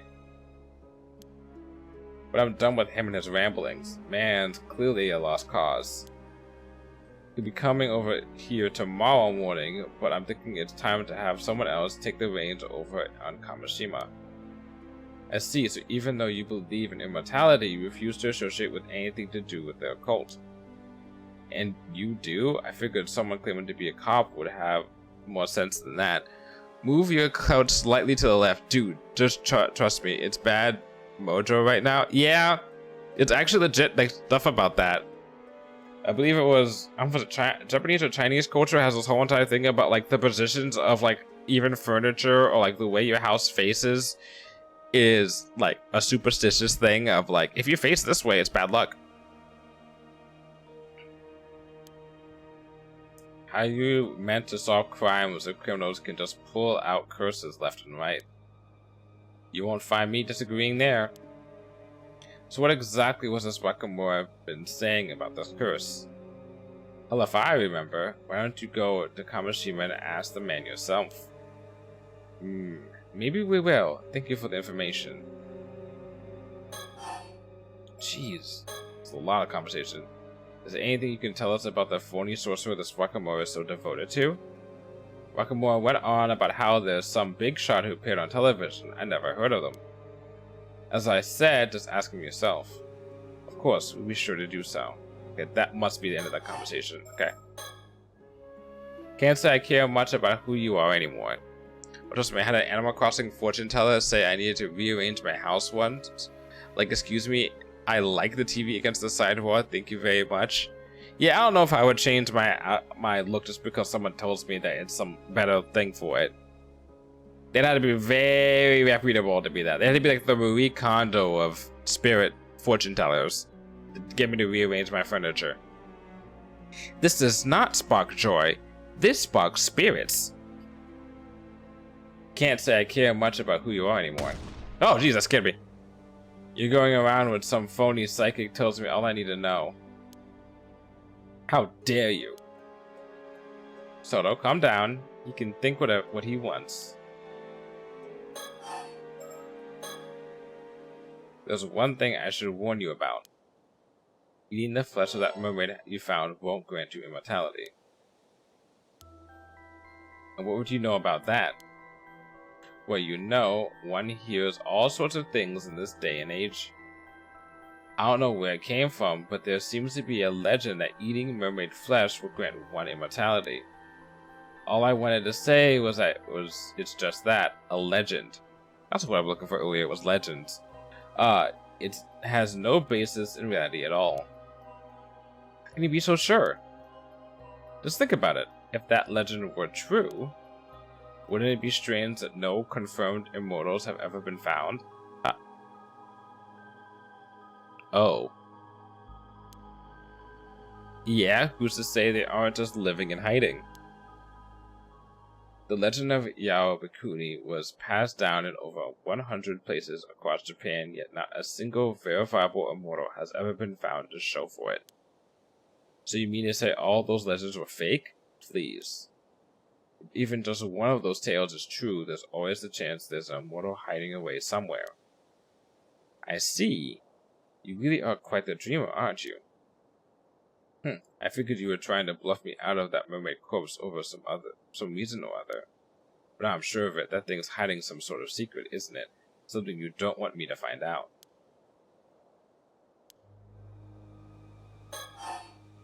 It's a tough nut to crack. So you admit you have the mermaid corpse, then? Oh, don't worry, we assumed as much from the start.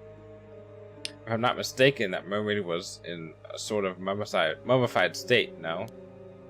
I doubt you'd be eating it as it is. Surely there's no harm in handing it over.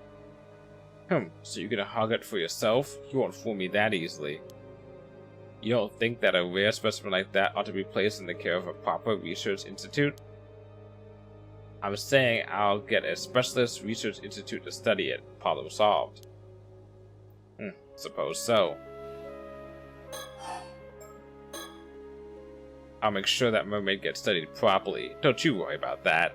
Look at this shit-eating grin right there. Okay.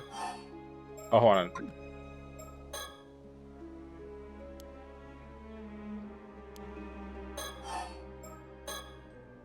By the way, you're quite well connected around these parts, if I'm not mistaken. This doesn't have anything to do with what we came here to talk about. But I was wondering if you happen to recognize the person in the sketch. It seems he lived on the Ise-shima area around 6 years ago. Nope, never seen him. I assume you've heard the news about the old human bones found on the seabed? This is a sketch of one of the victims from the case. You sure you have no idea who it could be? First I've heard of it, actually. Got no interest in things that have nothing to do with me. Okay, I guess semi-valid.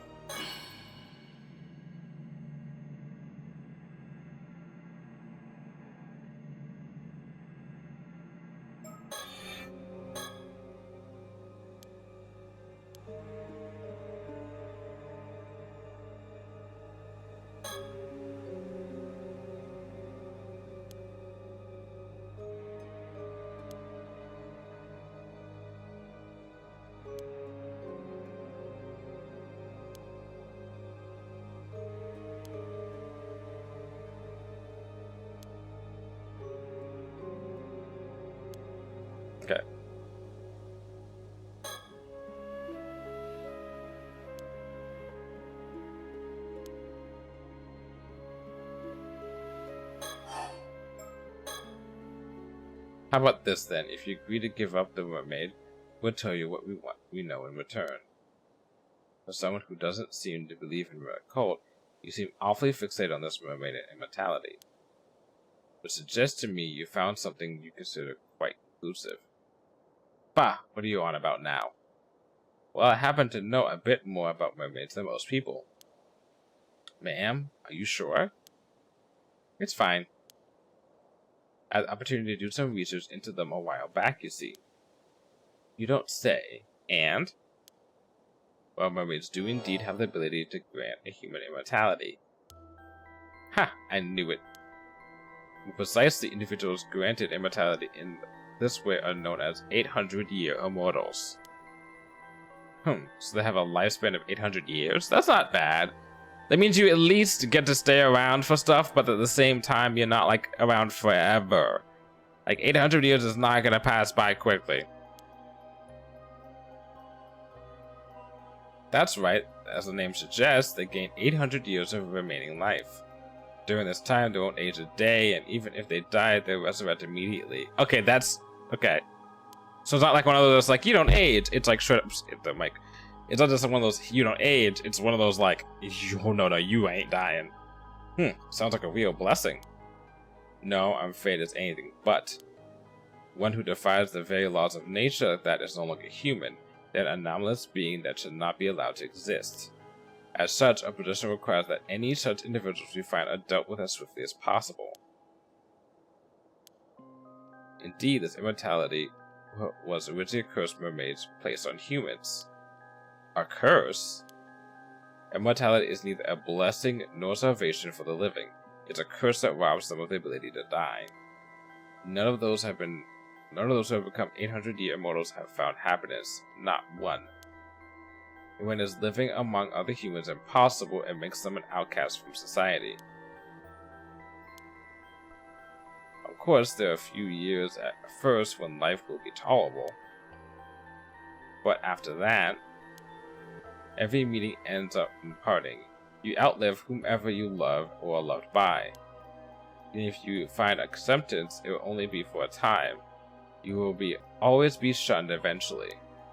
You experience this over and over for 800 years. 800 years unable to die, with loneliness as your constant companion. This is why many see no other recourse than a life of monastic seclusion, just as Yawa Bakuni did. I suppose that makes sense. Still, there will always be those who seek immortality. Always have, always will be. You think so? I, for one, struggle to see the appeal.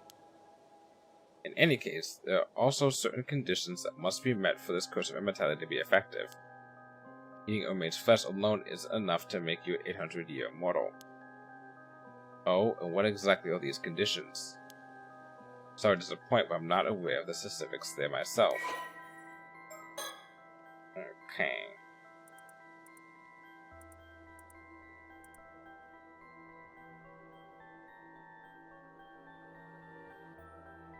This soul is then transferred to this provisional body.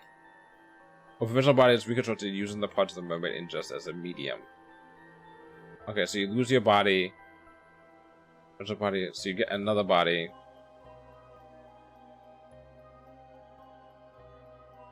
Using the consciousness presiding. Okay. I'm starting to think I know what we are. The first game had to deal with souls, and then it had to deal with us being the soul of the sorcerer, I think. Or whatnot. Alright. This one, though. So yeah, once cursed, the individual's own body is lost. The provisional body is reconstructed using the parts of the mermaid ingested as a medium. The soul is then transferred to this provisional body, which they're able to control as if it were their own, with the consciousness presiding over both their soul and body from the head. As such, they can already be considered to be more spirit in nature than human. And the one thing we need to know about these games is when the storyteller talks to us at the beginning, it's most likely that we're a spirit and we're not the same person. You know, and the fact that we're able to interact with all these different people implies the possibility that maybe, just maybe, we're a soul of an 800-year-old immortal that is possessing people as the game goes on. I don't know. That seems like that could be a nice theory too.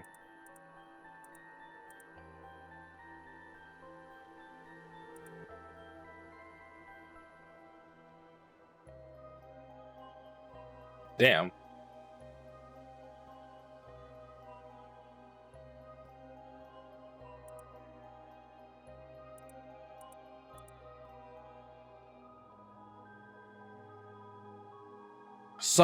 Someone in this game is an 800-year immortal.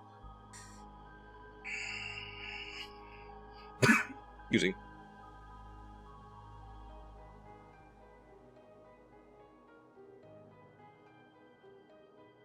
The lifespan of its provisional body is 800 years from the time of its creation. Due to the individual's original body already being lost, not even the mermaids responsible for the original curse is able to dispel it. The individuals will only see the end of the long life once 800 years have passed. So the question becomes, if we know in a game like this that they're going to toss someone who's an 800-year immortal at us, is it going to be like, oh, someone who we've already established just became an immortal, or became an immortal recently, like, you know, a quote-unquote main character, user, or is it going to be a situation of someone has been an immortal for like 700x plus years, you know, and like they're already near the end? AKA, is it going to be someone that can be killed? Is someone near the end of the immortal lifespan, or someone not? Like, it's not, and we won't know if someone's an immortal if, like, let's say it's one of these guys, right? Let's say it's one of these, right? We won't know they're immortal in terms of if they just, because they could just have just become an immortal, and we won't know if they've just been immortal for like a year or something, or like forever.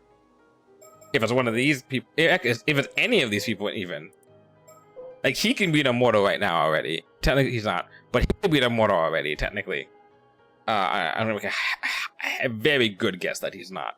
And if he was, though, I mean, he could have been immortal for like, instead of being 70 years old, he could be 770 years old, and we wouldn't know. But I can say this much at least: the mummy you have in your possession is no mermaid.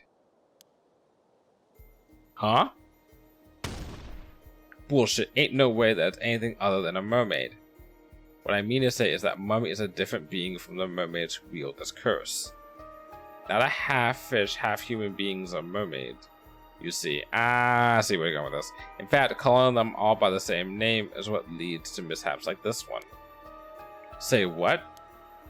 You mean to tell me that it's not a mermaid? That real mermaids are a completely separate thing? That's right, which is why I can say with confidence that eating its flesh won't make you immortal. Seems like you weren't bluffing after all. So what is that thing then? There's gotta be some reason you're after it. I imagine that even if you had dissected and examined, all results will point to it being just a mass of fibers. In other words, nothing more than a man-made fake. There's a very good reason for that. You see, that mummy is merely a corpse of an average human twisted beyond recognition by the curse of the forsaken fish. What? Another curse? Another curse wielded by mermaids, as it happens. That would be the remains of someone who died under it. It also happens to be the same curse responsible for the mermaids, quote-unquote, found every few hundred years or so across the country. So there are mermaids who are cursing humans into being pseudo-mermaids, but not actually mermaids, and everyone's been thinking that they've been finding mermaids, quote-unquote, but they've been finding fake mermaids, pseudo-mermaids that were cursed by real mermaids. Okay. You see, now I'd rather you handle the quote-unquote mermaid over to us. The poor soul deserves a proper burial, same as anyone else. Surely even you're not so hard-headed as to deny them that. Curses this, curses that. It's all a bunch of hokum, if you ask me. That said, the report I got from the Research Institute earlier said exactly the same thing. Oh my, I take it you already had the mermaid dissected then? They said it was likely a fake, but I asked if I wanted them to keep going anyway. I told them to keep at it, but like how I had to count how many times mermaid is said in this game one day. That'd be a terrible drinking game, I tell you what.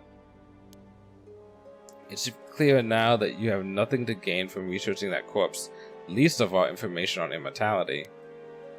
Why don't you consider handing it over? Or won't you consider handing it over? Of course, we could always take you in on charges of abandonment and desecration of a corpse. Alright, have it your way. I'm so glad you've come around. Thank you for your cooperation. I was concerned.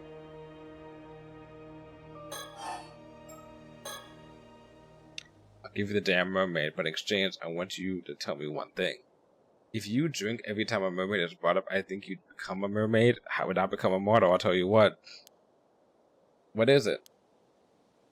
You say there are real mermaids out there. Where are these real mermaids hiding then? I suppose you can call it the eternal world. The eternal world? The what now? Yes, mermaids are not creatures of this world, you see. Their original home is Ryugu, the domain of the sea god. Ryugu, and how do you get there? I'm sorry to say that Ryugu's doors are only open to the dead.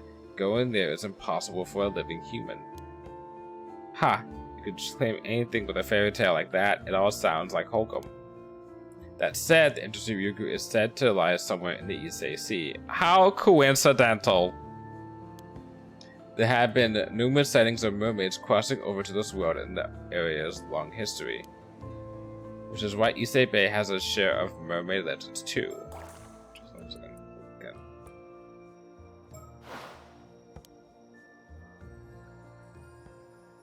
Now that you mention it, I have heard one of those stories too. Some old tale about mermaids being found on some long-lost island called Taishima or the like. What? Wait a moment, where did you hear that story? Aha, got your interest, have I? Looks like the story has some merit to it after all. I was simply surprised, that's all. It's not a name I've come across in any historical records.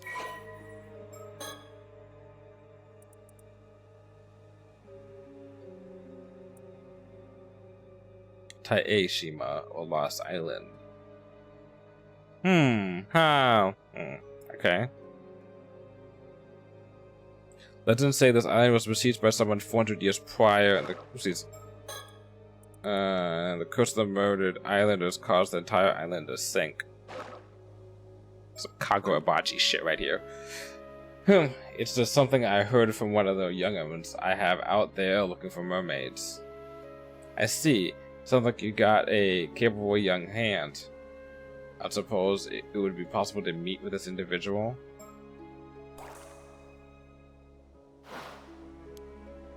Nope, not happening. Unless you're willing to spill the beans on everything you know about mermaids, every last bit of info. Maybe, just maybe, I'll consider it then. It's clear you're no ordinary housewife after all.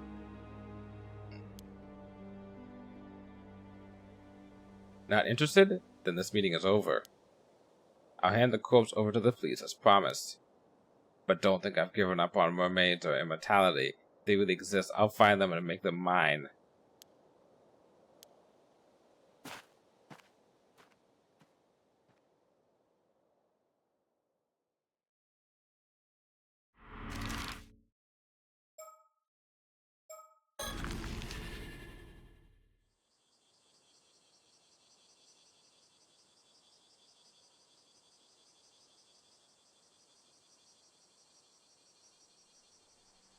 Hey there, you two. Sorry for calling you out here when you're so busy.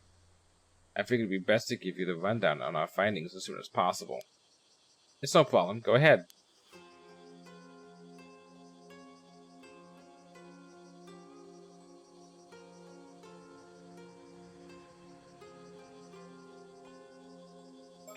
Vision on. Wah, wah, wah, wah, wah, wah, wah. Wah, wah, wah. Wah, wah, wah, wah, wah. Nothing.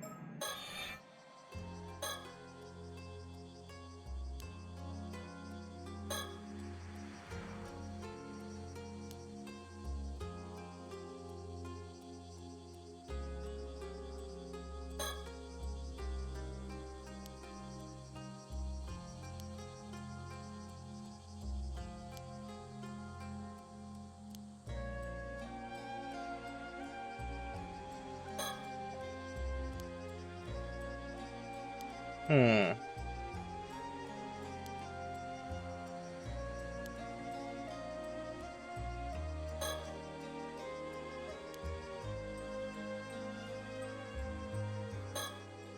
Let's see what Detective Ide has to say. Okay.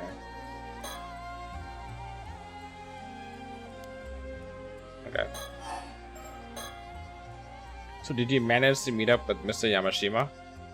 Yes, thank you again for your help there. It seems he's willing to hand the body over without any fuss. Really? That's great. Still, why would some big shot tycoon go to all that trouble to withhold a body? If everything I've heard is true, you could probably take him on charge of desecrating a corpse, you know.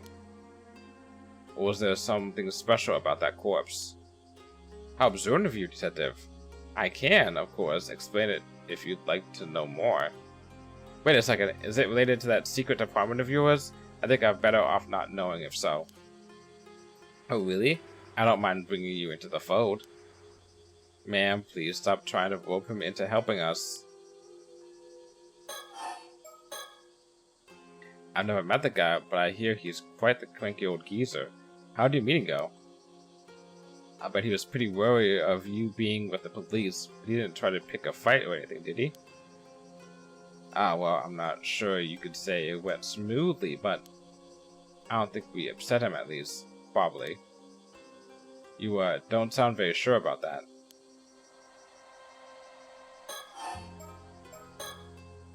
Oh, right, that's exactly what I wanted to talk to you about. So I got all hands on deck to go around asking about that sketch you gave me. We finally found someone who recognized the victim. Oh, that's great news! The person who recognized him was a housewife in her 20s who lived in Kumano 7 years ago. Apparently, the sketch looks like a 19-year-old she knew who left the village to go to the city. So 7 years ago he was 19, no? From the sounds of it, the guy had no relatives to speak of, left the village with nothing but the clothes on his back. She doesn't know what happened to him after that. Well, now we know. Now she knows. I see. That would make him a young man with no relatives who left his hometown behind 7 years ago. Did we get a name for our mystery man? She sure did. His name was Kipe Ikoma. Kipe Ikoma. I'll look him up in the residence registry, and it does look like he moved from Kumano to Ise City 7 years ago. But it seems he doesn't live at the place he put as his address anymore. Oh, that's unfortunate. Attending with the apartment's landlord, it would seem that about 6 years ago, the landlord had his contract terminated after he failed to both pay his rent and return to his apartment for several months straight. The landlord didn't put out a search request or anything, so that's where the trail ends, I'm afraid. If he went missing 6 years ago, I suppose it wouldn't surprise me if those were his remains. We'll keep looking into Ikoma to see if he was involved in anything that might have led to his murder. Of course, there's always the possibility we've got a wrong guy, so we'll keep asking around just in case. Please do.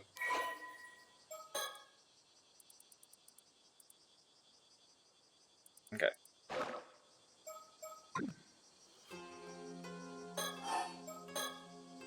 The woman we spoke to said that sketch was really accurate. No doubt in her mind it was Ikoma. Well, that accurate? Then I'm sure we've got the right person. Look how gung-ho he is. Still, how did you even make that sketch? There was nothing left of the victim but bones. Ah, well, let's just say it's classified for now. Right, guess that means I shouldn't pry any further. Oh yeah, I also looked into that lady you were asking about, Somakawa. Oh yes, did you find anything? But it seems she hasn't registered as a resident even though she moved here 5 years ago. And nothing came up for Somakawa in the civil registry either. So I'm afraid I don't have anything on who she is or where she came from. Sorry to disappoint. I see. Is that quite common? It happens. It's not unheard of for folks from this countryside to come here for work and just drift on with no one really knowing who they are. Apparently it was really common during the post-war growth period. It seems we have quite the mystery woman on our hands. Yep, though there's something I've been wondering about. Oh, let's hear it. You have some idea who she might be? Well, have you heard of the Kamishima Southern Sea disaster? It was a big maritime disaster that struck 5 years back. I have, yes. One of the victims of that disaster was an armor diver and the housewife of the Kamishima by the name of Mae Minakuchi. I thought she looked like her, but I didn't want to make that. I was like, that seems like, I guess. She just have the same eyes. They would be the right age.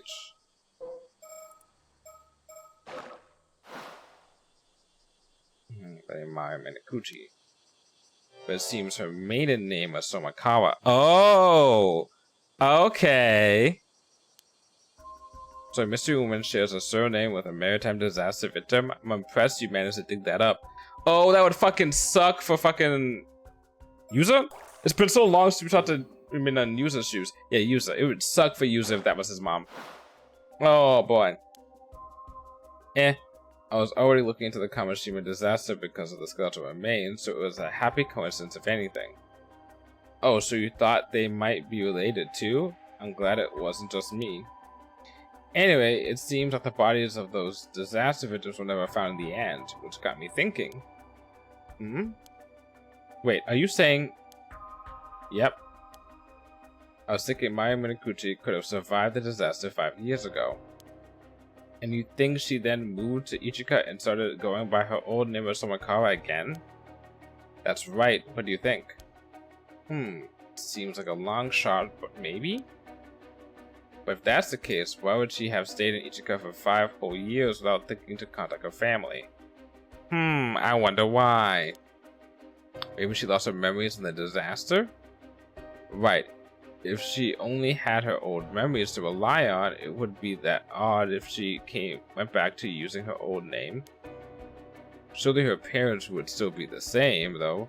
It is difficult to imagine no one recognizing her for 5 whole years. And it's possible she never ran into anyone she knew.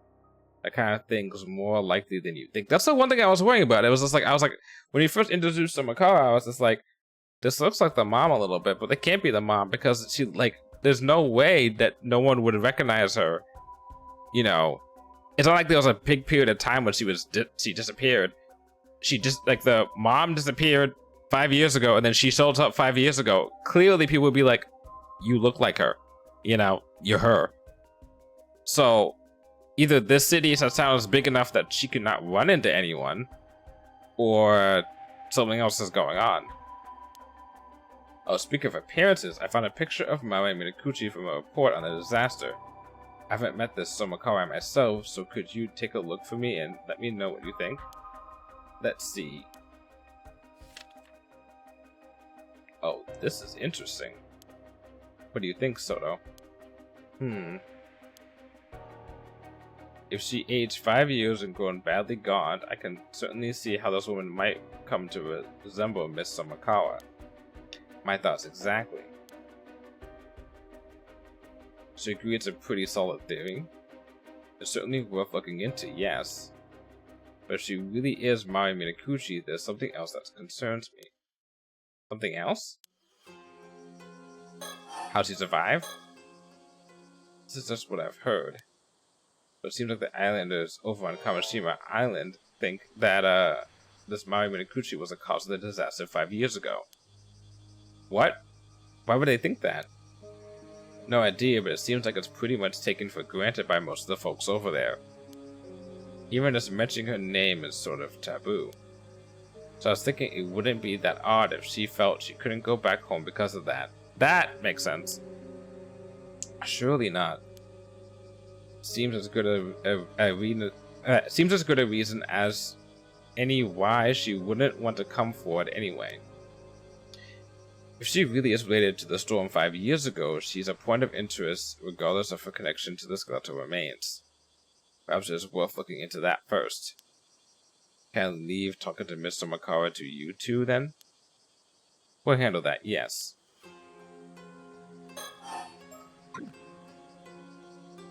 Okay.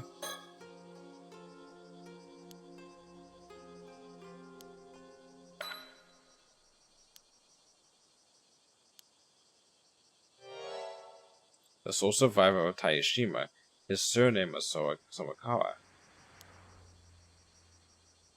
Also Somakawa. A wooden box? Huh. But that's about all I had to report. Thank you, Detective. That was very informative. As for our next move, could we ask you to keep looking into Kipe Ikoma for us? Roger that. We'll see if we can find Somakawa again and hear what she has to say. Unfortunately, it looks like our trip to Kamishima will have to wait until tomorrow. So it seems. Oh, you had business on Kamishima too? That was actually our original reason for coming here, yes. But now we've got caught up in all this other troublesome business, so it looks like we're dealing with what that will have to come first. And here I was hoping to get this over with as soon as possible so I can get back home to my husband. I see. You sure are devoted to your husband. Oh, very much. Though I do worry, as he never eats properly when I'm not around. In any case, please do get in touch if you find anything else of note. If it's just something out of the ordinary happening, anything can be helpful. Sure, will do. Though you're kind of making me worried something might actually happen now. Oh, something will, probably. Absolutely. Definitely. I certainly prefer it if it didn't. Anyway, we're counting on you, Detective.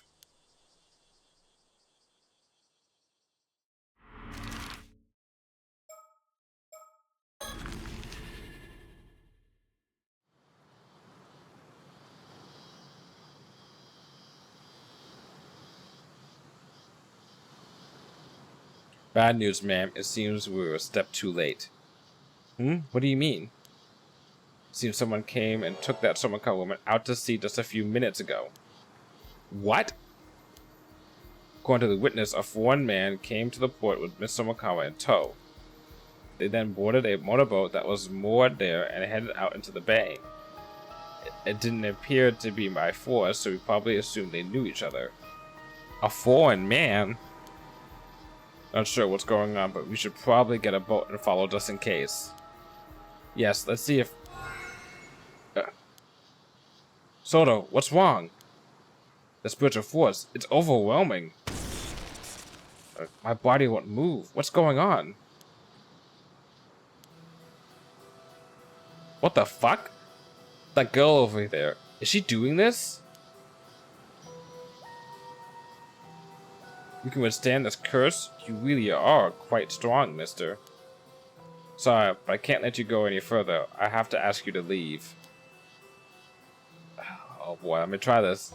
Voithicos Pnuma. Guardian Spirit, grant me the wisdom of the numinous. Oh hi, Guiding Spirit, light my path ahead. It seems they've saved us the effort of searching for them. So it seems. Let's see if this girl can tell us what we want to know. What? Having a battle? Who are you?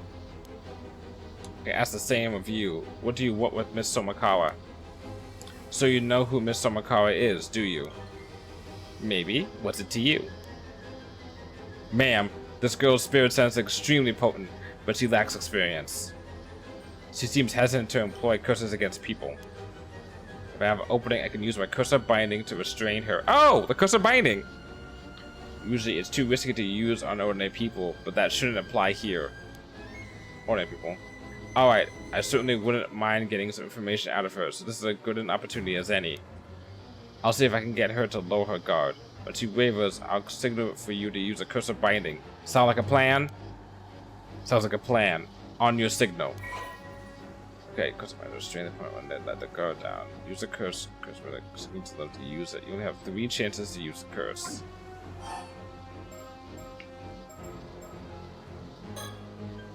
You certainly have a remarkable strength for your age. Right, it may even be too much for us. What's with that certain phrase? You're creeping me out. Okay. Okay.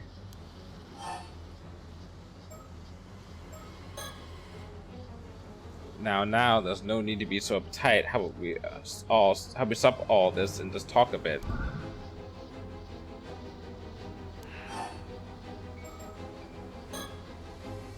We're not be heavy-handed about this either. Let's calm down and find some other way to resolve this. Sorry, but that won't work on me. I'm a that's age, you see. We just assume the four men who took Mr. McCall as a friend of yours then? So if he is, we're trying to follow them.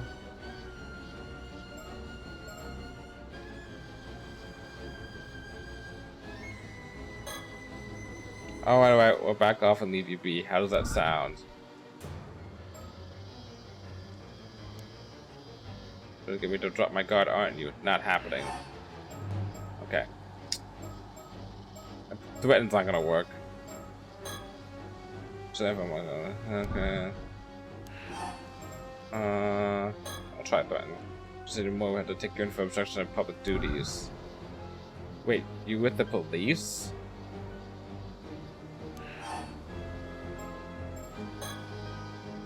His appearance is yes, defying us could net us quite the heavy punishment. See, you must be from Paranormal Affairs. I was looking to the side. So this is our last chance. We're quite noticing us frightened. You have quite some nerve just standing up to us despite knowing where we're from. Don't think you get off lightly for this. Okay.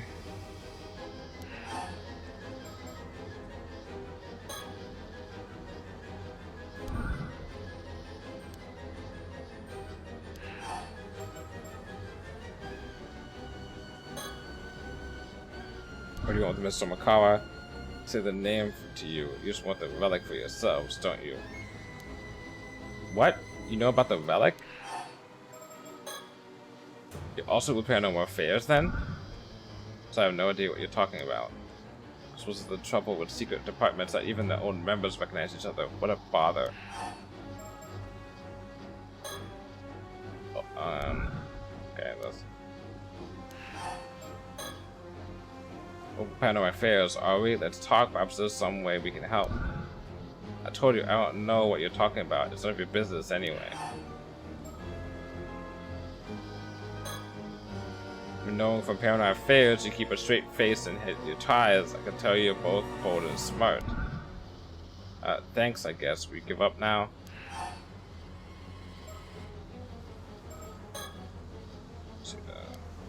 Okay. Okay, now we can give up. Alright, I understand where you're coming from. We won't interfere anymore. So that you can stop now. Ma'am? Really? Thanks.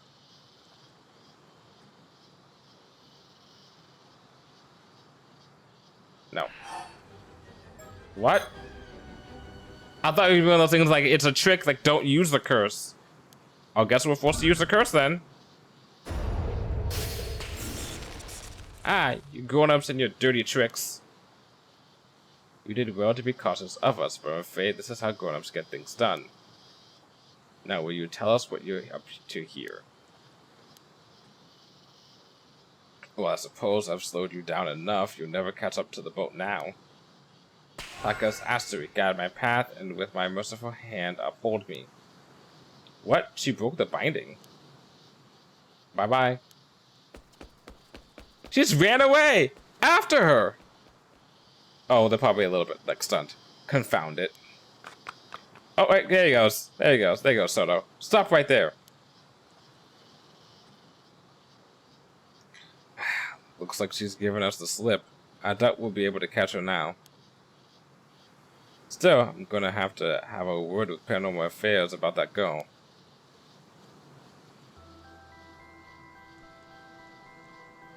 Achievement unlocked. I'll put on a call to Paranormal Affairs about an errant young lady just now. I see. I assume she's indeed affiliated with them? Yes, it seems her name is Circe Lunalight. She's an exorcist from England who's come here on exchange. Part of her spiritual training, as I understand. So the Lunalight family. I see. Oh? Are they well known? I've heard of them, yes. They're a distinguished family of exorcists. Quite an old one, too. I think in the first game, they talked about the fact that, like, one of, like, the antagonist, like, dudes was, like, oh, I forgot, like, the serial killer guy who was believed to be the serial killer. I forgot what it was. But, like, he was, like, looking into, like, occult shit from, like, outside of Japan. I think they mentioned England or China or something. I can't remember. It would certainly explain the strength of her spirit sense. Right. In any case, it seems she's in the care of Paranormal Affairs while she's in Japan. Honestly, I do wish they'd tell us these things in advance. What is she doing here in Mie Prefecture? Well, it seems like Paranormal Affairs isn't sure what she's up to. They've been looking for her. From the sound of things, she's been skipping her training assignments to travel around Japan and visiting all sorts of spiritual spots instead. Doesn't seem like they're keeping an eye on her at all. Unfortunately not. They asked me to tell her to return to Tokyo at once when we next see her. I see. More work for us then. Yes, the things we find ourselves caught up in.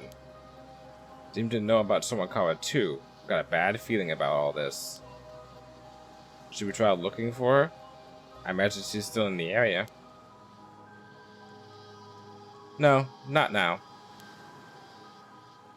If all that is true, I doubt she'd be looking to cause too much trouble.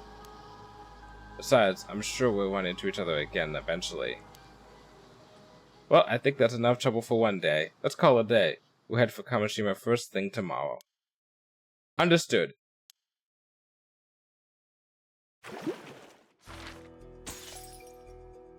And I think that's where we'll call it for today for us.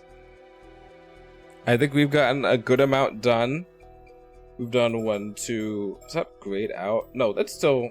I can't tell if that's done or not. Oh, thank you for the follow on Software 8000. I think this is grayed out. But don't... No, because these are all... Oh, no, it's not completely grayed out. Maybe it's because it's related to this. There's something about this that feels like... Because in the first game, they had you go back literally to the first mission to get stuff done. Right at the end. So... next week, I will be doing the same time, same bat channel, 5 p.m. most likely PST, and I'll be knocking out more of these. I think I'm probably gonna be streaming this for like a month, maybe a month and a half. I feel like this game isn't too long. Same thing with the first Paranormasight. We'll see how it goes, though. Yeah. I gave myself like 4 weeks to play this. I feel like it's gonna take me 4 weeks to beat it. Especially now that I've gotten into the story. Like, before it's like the tutorial and stuff like that, but now that I've gotten into the story, it shouldn't be that long. Anyway, what am I gonna send you all to?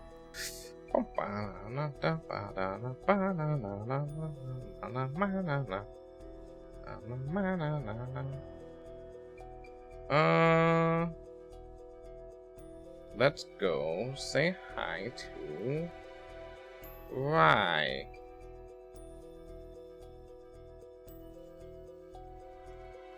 Keep the spookiness going, because Rai is playing through Resident Evil Village, which I've never played before, but I know it's spooky. Yeah, let's do that. Yes, you take care. I hope you enjoyed the game, because you had an hour left and you went to go beat it, I think. I'll be back tomorrow for... No, I'm not back tomorrow. I don't stream tomorrow. I'm streaming again on Wednesday, some Baldur's Gate 3 with my friend Jay. Thursday, some Devil May Cry 4. Friday, Summer Games Fest watch along. Nothing Saturday. And then Sunday, more Lego Batman Legacy of the Dark Knight. And that's our setup for the week. Yeah. Let's move over here for a second anyway to say all that. Anyway, if you're watching the VOD, thank you for watching the VOD. If you're watching the stream, thank you for watching the stream. I'll see you around, and bye.